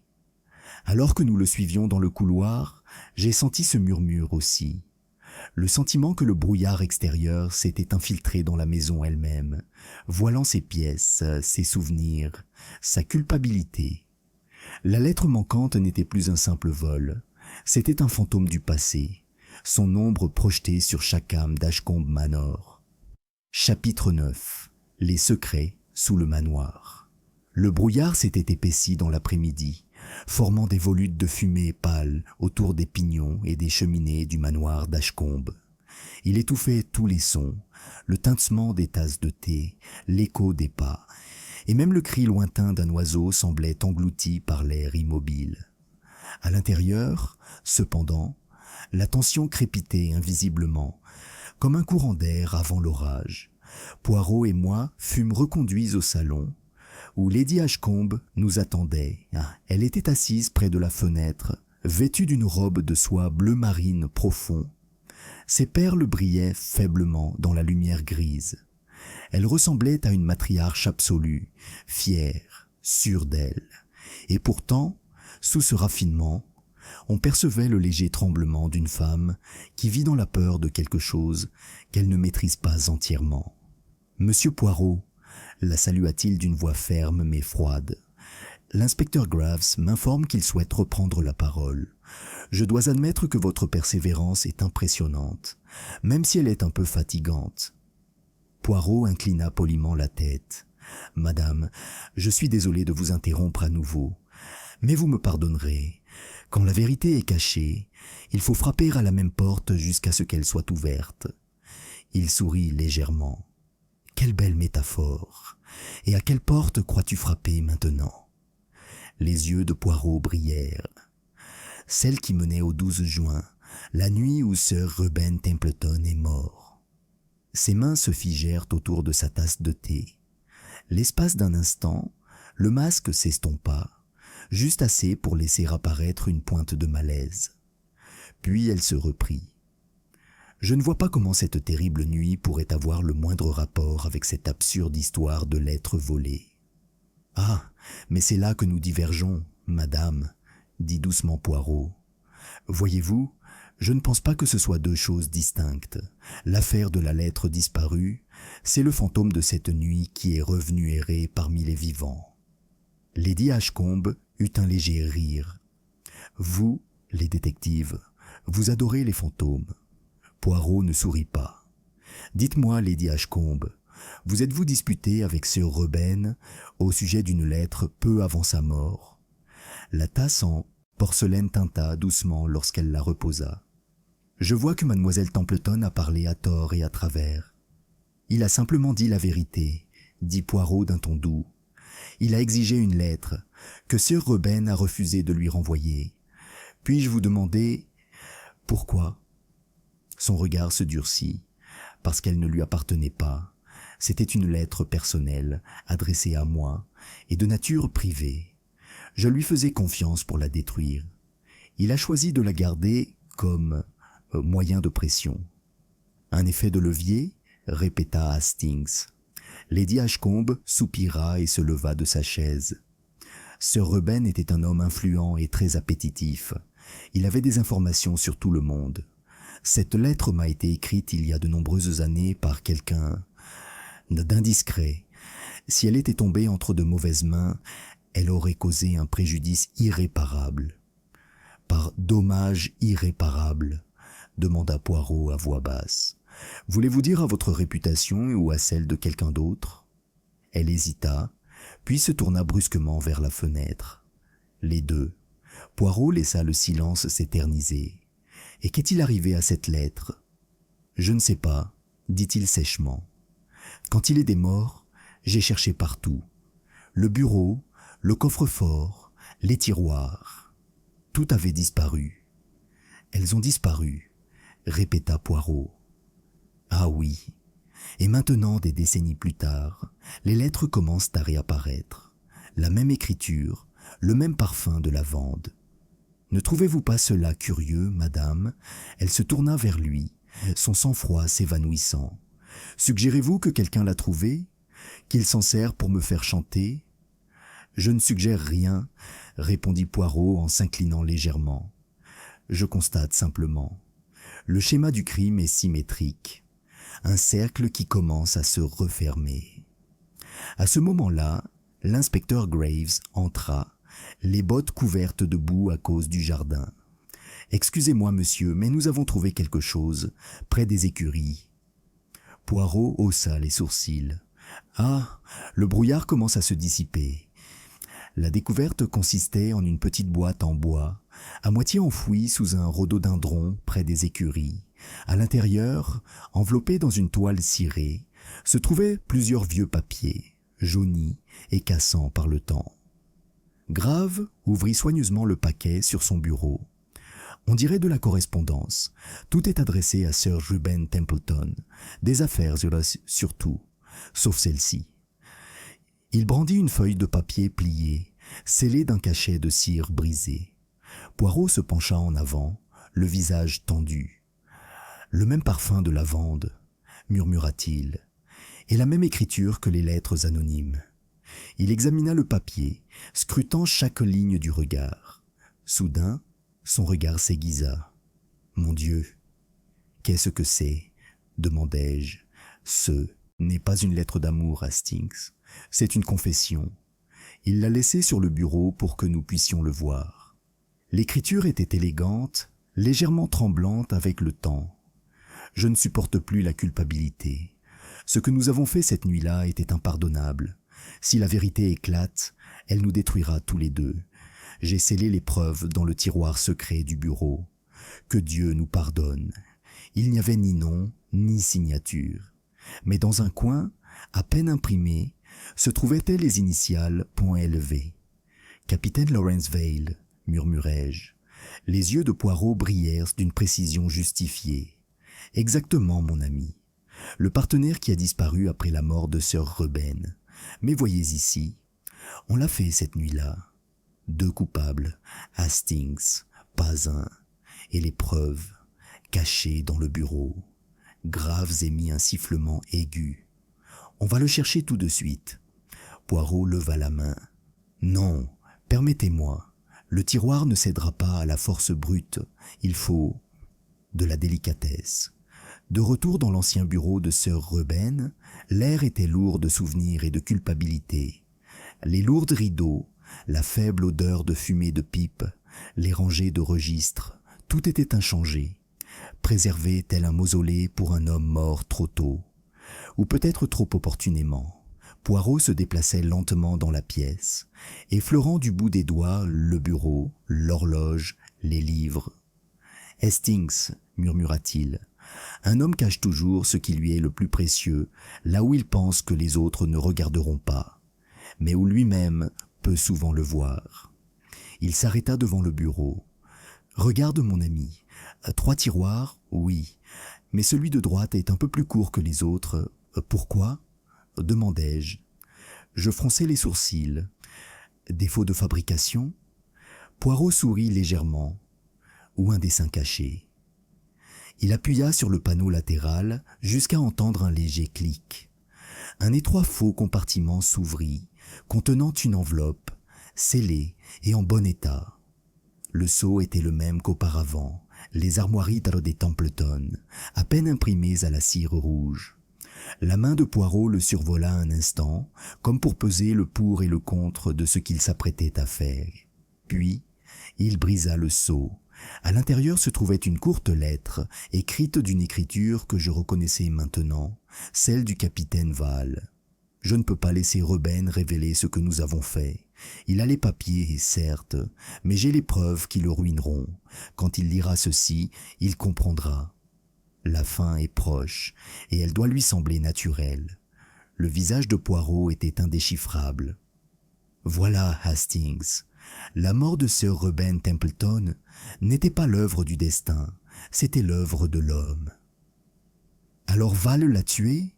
Demandai-je, stupéfait. L'expression de Poirot s'adoucit. Peut-être. Mais il ne faut jamais tirer de conclusions hâtives sur la base d'un seul fil conducteur. Il y a une autre présence ici, une autre main invisible. Écoute, Val parle de « nous ». Il n'était pas seul. Graves jura dans sa barbe. Alors quelqu'un ici l'a aidé, quelqu'un qui est encore en vie. Exactement, dit Poirot. Et cette personne, mon cher Graves, commence à craindre que moi aussi je lise entre les lignes. Comme pour appuyer ses paroles, l'horloge du grand-père sonna 6 heures, et un léger bruit, comme un murmure ou un soupir, parvint du couloir. Poirot se retourna brusquement, les yeux plissés. « Quelqu'un écoute », dit-il doucement. Et mes petites cellules, dont les petites cellules grises, me disent qu'avant la fin de cette nuit, le fantôme du 12 juin exigera des comptes. Chapitre 10. La réunion finale. La nuit tomba sur le manoir d'Ashcombe avec un calme qui trahissait la tempête de révélations déjà déchaînée. Le brouillard s'était dissipé des jardins, ne laissant qu'une légère brume reflétant la lueur des lampes, conférant à la maison une aura presque éthérée. À l'intérieur, l'atmosphère était tendue mais pleine d'attente, comme si chaque pièce savait qu'elle allait assister au dernier acte d'un drame qui couvait depuis des années. Poirot avait convoqué tous les membres restants de la maisonnée dans la grande salle. Les rideaux de velours étaient tirés, le feu crépitait doucement, et les meubles polis reflétaient une douce lumière comme le décor d'une confession.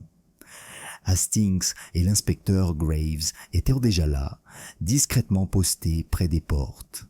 Les suspects entrèrent un à un, chacun avec un mélange d'appréhension et de curiosité. Lady Ashcombe, le visage serein, mais le regard troublé. Alice Denham, pâle et frêle après ses aveux. Henry Montrose, ruminant silencieusement, et le personnel de maison, dont Forbes, le majordome, et Violette Cray, chacun avec ses propres préoccupations. Poirot se tenait près de la cheminée, impeccablement droit, les mains jointes dans le dos. Il observait la pièce avec la sérénité d'un chef d'orchestre, prêt à mener son orchestre à son apogée. « Mes amis », commença-t-il de cette voix douce et posée qui attirait toujours l'attention, « nous nous réunissons ce soir non seulement pour parler, mais pour comprendre. Le passé a rattrapé le présent, et les conséquences d'une nuit, le 12 juin, ont eu des répercussions pendant des décennies, affectant la vie de chacun d'entre vous à des degrés divers. » Il marqua une pause, laissant le poids de ses mots s'imprégner. « Revoyons ce qui s'est passé. » Hastings, fidèle chroniqueur, observait silencieusement les pas de Poirot. Le détective continua, se déplaçant lentement d'un coin à l'autre de la pièce, son regard pénétrant chaque individu comme s'il lisait les battements de son cœur. D'abord, il y eut l'affaire de M. Armitage, un maître chanteur venu troubler la paix de ce foyer, puis celle de Lady Eleanor Montrose, qui, avec sa sagesse et son courage, tenta d'empêcher les secrets du passé de détruire les vivants. Enfin, les lettres, ces lettres disparues du jour au lendemain, chacune étant la clé d'une porte trop longtemps verrouillée. Les mains d'Alice tremblaient légèrement sur ses genoux. Henry serra les mâchoires. L'expression de Lady Ashcombe restait sereine. Même si une lueur d'inquiétude perçait dans ses yeux, le regard de Poirot se posa sur mademoiselle Templeton.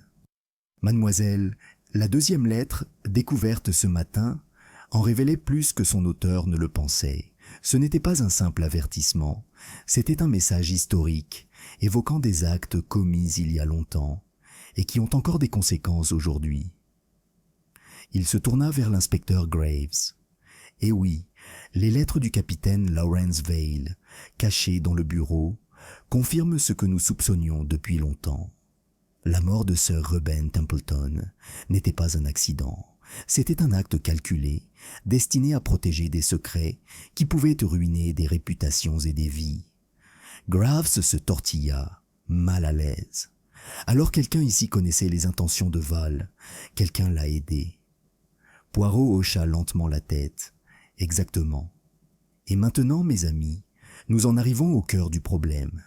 L'identité de la personne qui a agi avec Val, ou peut-être même avant lui, révèle des motivations à la fois cachées et subtiles. Il marqua une pause, laissant le silence s'installer sur les murs, avant d'adresser ses paroles à Lady D. Ashcombe. « Madame, votre dispute avec Sir Reuben au sujet d'une lettre n'était pas un simple désaccord. Vous craignez la révélation d'une indiscrétion passée, certes, mais aussi le démantèlement d'un héritage familial. Et dans votre peur, vous n'avez pas agi par malveillance. Cependant, vous avez laissé d'autres agir à votre avantage. » Le regard de Lady Ashcombe se posa sur le sol. « Je n'ai tué personne, » dit-elle doucement. « Non, madame, » répondit Poirot. « Mais vous avez orchestré les circonstances qui ont permis l'intrusion d'Armitage, et par la suite, la manipulation des événements par Vale. Les lettres étaient des outils, les morts en étaient les conséquences.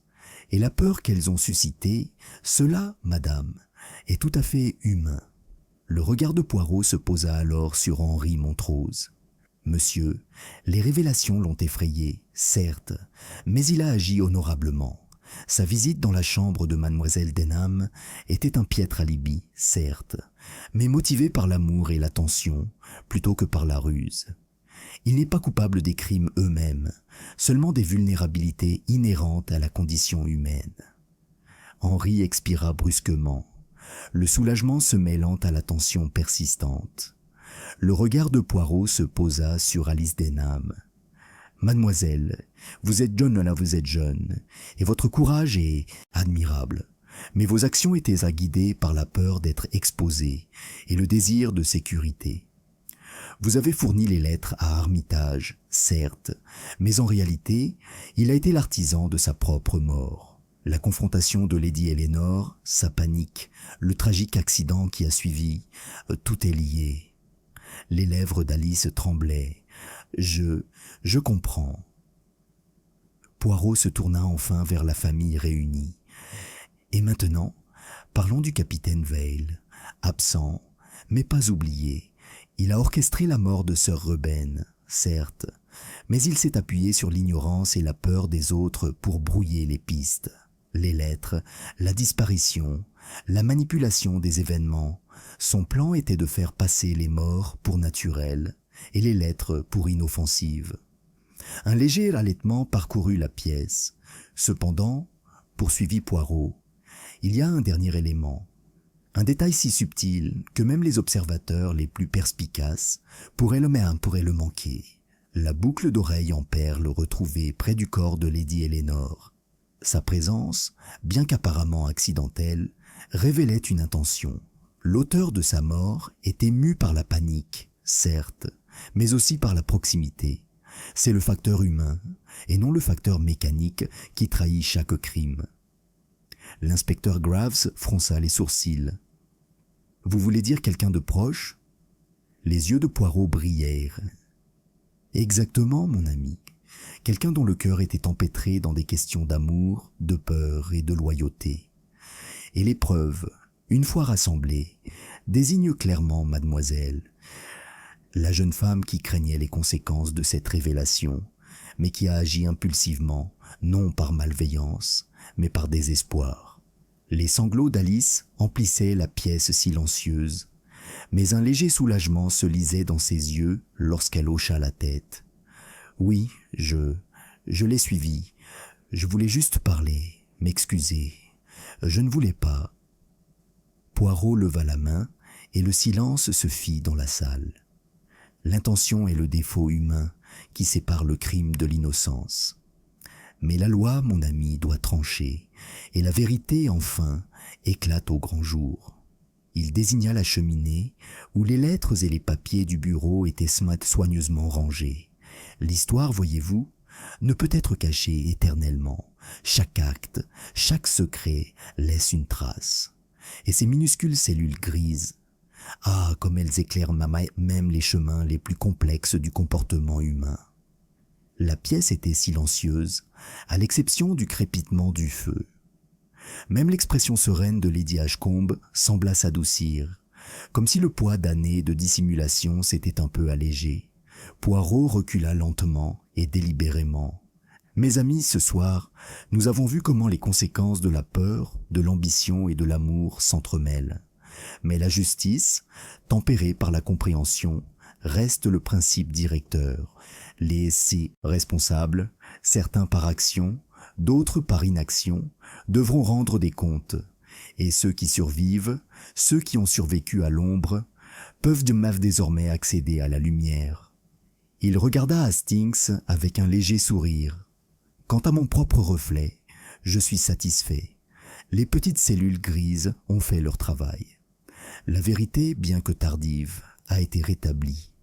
Hastings expira, la tension retombant enfin. « Mon ami, je ne cesse de m'émerveiller de ta méthode. » Poirot inclina gracieusement la tête. « Merci, Hastings. Et maintenant, nous devons laisser les autorités poursuivre. L'affaire est close, et le manoir peut enfin respirer. » Les personnes présentes échangèrent des regards, certains soulagés, d'autres pleins de regrets, d'autres simplement épuisés. Dehors, les derniers voiles de brume se dissipèrent, révélant les jardins étincelants au clair de lune. Les roses, autrefois témoins de secrets et de peurs, semblaient désormais paisibles, comme si la nature elle-même avait reconnu la résolution de la folie humaine. Poirot resta un instant immobile, contemplant le ciel nocturne à travers les hautes fenêtres. « Ah, mon ami, » dit-il doucement à Hastings, « il y a toujours une leçon dans le cœur des hommes et des femmes.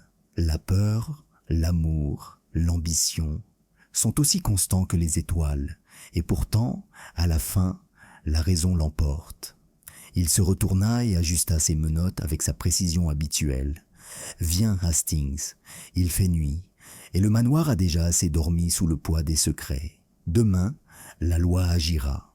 Ce soir, nous pourrons simplement assister à la victoire silencieuse de la vérité. » Et sur ces mots, Poirot, l'homme d'un ordre impeccable et d'une perspicacité sans pareille, descendit le couloir, laissant derrière lui les échos de la révélation, de la réflexion et la certitude que justice, subtile, inévitable et précise, avait finalement été rendue. Chapitre 11. Les ombres du passé. Le matin suivant la dernière réunion s'annonça clair et net. Le brouillard qui avait hanté le manoir d'Ashcombe pendant des jours s'était complètement dissipé, laissant les jardins luire de rosée. Les roses, autrefois enveloppées par la brume, se dévoilaient maintenant dans des rouges éclatants et des blancs délicats, comme pour pardonner le tumulte qui avait obscurci la maison.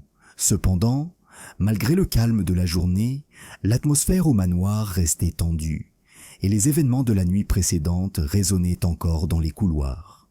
Poirot et moi étions assis dans la salle à manger, la table dressée avec la même élégance. Il remuait lentement le chocolat, le regard lointain mais alerte, comme à l'affût de secrets cachés dans l'air. « Mon ami, » dit-il finalement, « hier soir nous avons observé la résolution des événements immédiats. Oui, cependant, comme souvent, le passé n'a pas complètement cédé. Il reste des fils, délicats mais intacts, qui requièrent notre attention. » Je fronçai les sourcils, ne comprenant pas ce qu'il voulait dire. Des fils, Poirot? Mais les lettres, les décès, les aveux, tout a fait l'objet d'une enquête, n'est-ce pas? La moustache de Poirot tressaillit. « Ah, Hastings, tu ne vois que la tapisserie visible. Mais le métier à tisser continue de tourner. Réfléchis à ceci. La disparition de la servante hier soir, les lettres cachées de Massamia de vol, les vieux secrets du 12 juin, tout est lié, et il reste encore un dernier élément à révéler. » Avant qu'elle puisse poser d'autres questions, l'inspecteur Graves entra, l'air sérieux mais mesuré. « Monsieur Poirot, Nous avons retrouvé la femme de chambre de mademoiselle Templeton, annonça-t-il. Elle se cachait dans les écuries, effrayée mais indemne. Elle prétend avoir entendu une partie des aveux et, craignant pour sa vie, a préféré ne pas être vue. Poirot inclina la tête. Excellent. Son témoignage nous éclairera. Parlons-lui immédiatement. Nous avons suivi Graves jusqu'aux écuries. La jeune femme, maigre et pâle de peur, serrait son châle. On aurait dit qu'elle avait vu les fantômes de tous les secrets du manoir. « N'ayez pas peur, » dit doucement Poirot. « Nous souhaitons simplement comprendre ce dont vous avez été témoin. » Elle hocha la tête en tremblant. « J'ai tout entendu au sujet des lettres, de Monsieur Armitage, de Lady Eleanor, monsieur. Je ne voulais pas disparaître. J'avais peur. Je pensais qu'on pourrait me reprocher des choses que je n'ai pas faites. » Le regard de Poirot s'adoucit. « Et vous ne pouvez pas le blâmer, mademoiselle. Mais dites-moi, avez-vous appris quelque chose d'important sur la soirée du 12 juin ?»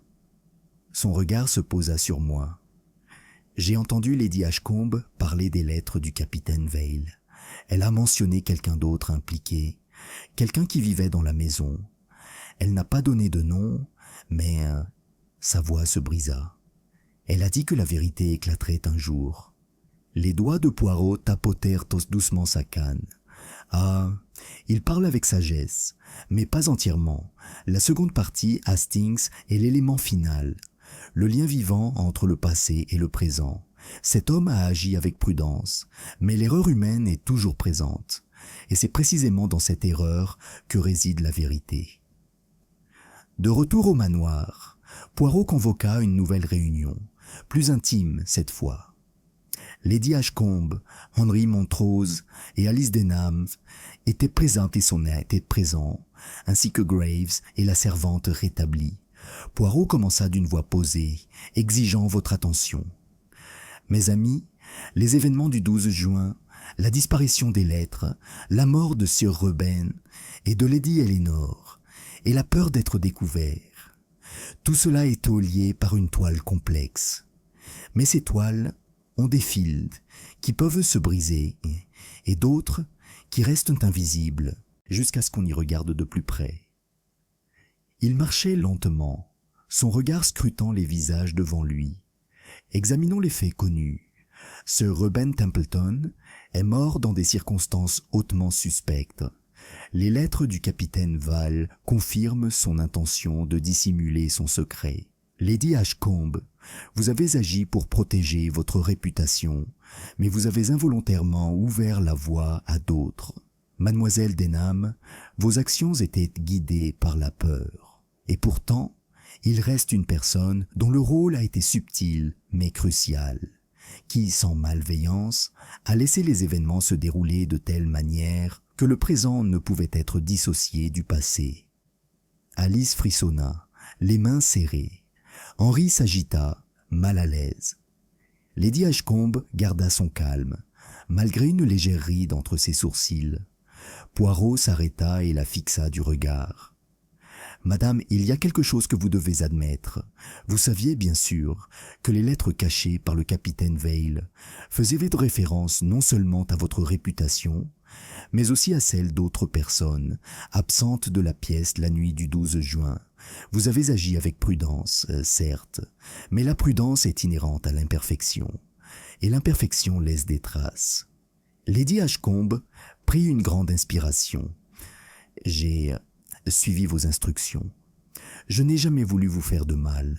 Je voulais seulement protéger la famille. » Poirot hocha la tête. « Exactement. Et pourtant, ce faisant, la chaîne des événements a mené à plus qu'une simple protection. Elle a engendré la peur, la panique et finalement la tragédie. Mon ami Hastings remarque, toute action, même la meilleure, peut avoir des conséquences inattendues. » Il se tourna vers Alice et Henry. « Et vous, Clabber, les jeunes, vous avez appris la même chose. La peur est une puissante source de motivation, mais elle doit être tempérée par la compréhension, car c'est en comprenant que nous trouvons le moyen d'éviter de nouveaux dommages. » Puis, d'un geste mesuré, Poirot prit une vieille lettre du capitaine Vail et la déposa soigneusement sur la table. Ceci, Hastings, est la clé pour clore l'affaire. La main de Val, bien qu'absente de son vivant, s'est tendue pour impliquer les vivants. Et grâce à une observation attentive, à la patience et au raisonnement, nous pouvons discerner le chemin qu'il a emprunté et les erreurs qu'il a commises. Son complice, bien que guidé par la prudence et la peur, ne peut échapper à la lumière de la raison. L'inspecteur Graves hocha la tête. Et cela signifie que les autorités peuvent en cas désormais agir pour que justice soit faite? Poirot sourit légèrement. Oui, mon ami, la justice, tempérée par la sagesse, viendra. Mais il y a encore beaucoup à apprendre, beaucoup à méditer. La nature humaine est rarement simple, et le passé disparaît rarement complètement. Il attend, comme les ombres sous le manoir, que les petites cellules grises s'en aperçoivent. Il regarda autour de lui, son regard s'adoucissant un instant. Et maintenant, nous pouvons tous avancer, sachant que si la peur, l'ambition et le secret ont causé tant de souffrances, la clarté et la raison apportent la résolution. Le manoir peut enfin respirer, libéré des mains invisibles et des cartes cachées, et les vivants peuvent avancer, libérés des ombres du 12 juin. Alice hocha lentement la tête, une larme aux yeux. Maintenant je comprends. Je vois mes erreurs, la peur que j'ai laissée me dominer. Je vivrai avec, certes, mais je peux aussi aller de l'avant. Henry expira, la tension quittant ses épaules. Lady Ashcombe garda son calme, même si je perçus une lueur de soulagement dans ses yeux, comme si des décennies de dissimulation minutieuse avaient enfin été levées. Poirot se tourna vers moi, l'air indéchiffrable. « Hastings, le travail est presque terminé. Mais n'oubliez pas ceci. Chaque acte de peur, chaque instant de secret laisse des traces. Seule l'observation et le raisonnement patient vous permettront de démêler les fils qui unissent le passé au présent. » J'ai hoché la tête, comprenant parfaitement que les paroles de Poirot étaient autant une réflexion sur la nature humaine qu'une conclusion des événements qui s'étaient produits. Dehors, les jardins scintillaient aux premiers rayons du soleil. Les rosiers, encore humides de rosée matinale, semblaient bas et presque approuver le retour de l'ordre au manoir d'Ashcombe. Poirot, comme toujours, ajusta ses menottes, hocha la tête avec satisfaction et dit doucement « Et ainsi, Hastings, nous quittons ce manoir non seulement avec justice obtenue, mais aussi avec compréhension. La peur, l'ambition et le secret peuvent refaire surface dans d'autres vies, mais les neurones et le cœur raisonnable chercheront toujours la vérité. » La matinée semblait plus légère, mais plus pleine, comme si la maison elle-même exhalait un souffle refoulé. Et pour la première fois depuis bien des jours, le manoir d'Ashcombe semblait apaisé, non pas parce que le passé avait été effacé, mais parce qu'il avait été révélé, examiné et compris. Chapitre 12. La résolution à Ashcombe Manor. Le soleil de l'après-midi filtrait obliquement à travers les hautes fenêtres du manoir d'Ashcombe, projetant de longues ombres sur le sol poli du salon. Un silence régnait dans la maison, comme si les murs retenaient leur souffle, attendant le dernier acte. Tous ceux qui avaient pas tôt participé au tumulte des derniers jours s'étaient rassemblés, chacun accablé par les secrets désormais dévoilés, conscient que Poirot parlerait et ne laisserait aucune ambiguïté sans réponse. Poirot se tenait au centre de la pièce, une posture impeccable, le regard brillant de la satisfaction sereine de celui qui avait vu chaque pièce du puzzle se mettre en place. Hastings et l'inspecteur Graves l'entouraient, silencieux et attentifs. Les suspects, Lady Ashcombe, Alice Denham, Henry Montrose et le personnel de maison étaient assis, plus ou moins inquiets. Même la femme de chambre, remise et encore tremblante, avait été priée de rester, car elle détenait l'observation ultime qui éclairerait la vérité. Mes amis, commença Poirot de ce ton précis et mesuré qui attirait toujours l'attention, nous avons remonté le fil d'une affaire qui a débuté il y a de nombreuses années, lorsque la peur, le secret et l'ambition se sont entremêlés pour former une chaîne d'événements tragiques et complexes. Ce soir, la chaîne est brisée, le voile est levé et la vérité éclate pleinement. Il désigna le bureau où étaient interrangées les lettres retrouvées du capitaine Val. Commençons par les analyser. Ces documents, bien que vieux de plusieurs décennies, révèlent pas des intentions et des actions, et non de simples spéculations. Ils parlent de manipulation, de planification et d'une volonté de contrôler les résultats par le secret. La main de Val est évidente. Son plan était calculé et méticuleux, mais comme tous les plans humains, il comportait des failles. Et ce sont ces failles qui ont permis à la vérité d'éclater. Poirot se tourna vers Lady Ashcombe. « Madame, vous craignez d'être exposée et cherchiez à protéger votre réputation. Ce faisant, vous avez agi avec prudence, mais sans malveillance. Cependant, vos actions ont involontairement permis à Val d'agir. Vous ne pouvez être tenu responsable de la main d'autrui, même si les conséquences étaient graves. Votre rôle est compris et pardonné à la lumière de la vérité. » Lady Ashcombe inclina légèrement la tête, son expression s'adoucissant, bien que ses lèvres soient restées fermes. « Je vois cela, » dit-elle doucement. Poirot se tourna ensuite vers Alice Denham. « Mademoiselle, votre peur a guidé vos actions. Vous avez tenté d'intervenir, de comprendre, mais ce faisant, vous êtes devenue partie prenante d'une séquence que vous ne maîtrisiez pas totalement. Vous suiviez des intentions, pas le mal. Votre courage à dévoiler vos cartes et à affronter la peur qui vous guidait est admirable. Cependant, la leçon demeure. Vous devez agir clairement, même sous pression. » Les mains d'Alice tremblaient, mais elle hocha la tête, comprenant le poids du jugement mesuré de Poirot. Henri Montrose fut le suivant.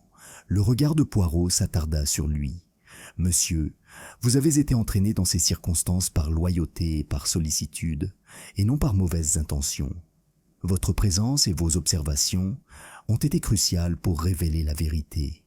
Vous avez agi avec honneur, même si le chemin était semé d'embûches et d'erreurs de jugement. » Finalement, Poirot se tourna vers l'inspecteur Graves. « Vous, mon ami, avez accompli votre devoir avec diligence et vigueur. Cependant, dans toutes les affaires complexes, il ne faut pas oublier que les preuves capables seules ne suffisent pas.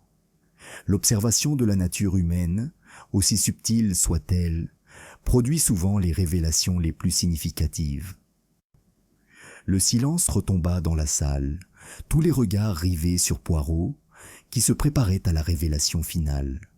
Son regard s'aiguisa, scrutant l'auditoire avec une précision délibérée. Et maintenant, l'affaire du capitaine Vail et de son complice invisible. Val a orchestré la mort de Sir Reuben Templeton pour dissimuler ses actes, misant sur l'inaction et la peur. Mais une vérité cruciale est restée cachée, jusqu'à ce que l'observation et la déduction la révèlent. Celui qui a agi, bien qu'indirectement, pour faciliter ces événements, par la peur, le secret et l'inaction, n'est autre que, elle marqua une pause, laissant l'impatience monter, qui vivait avec la connaissance, mais agissait avec prudence, laissant les événements se dérouler sans vouloir causer de tort. La confidente de Lady Eleanor Montrose. L'enchaînement d'insouciance, de panique et d'erreurs de jugement a mené à la tragédie, certes, mais aussi à la révélation. Et grâce à une observation attentive, nous voyons maintenant clairement qui est responsable de chaque acte et de ses conséquences. Un halètement collectif emplit la pièce.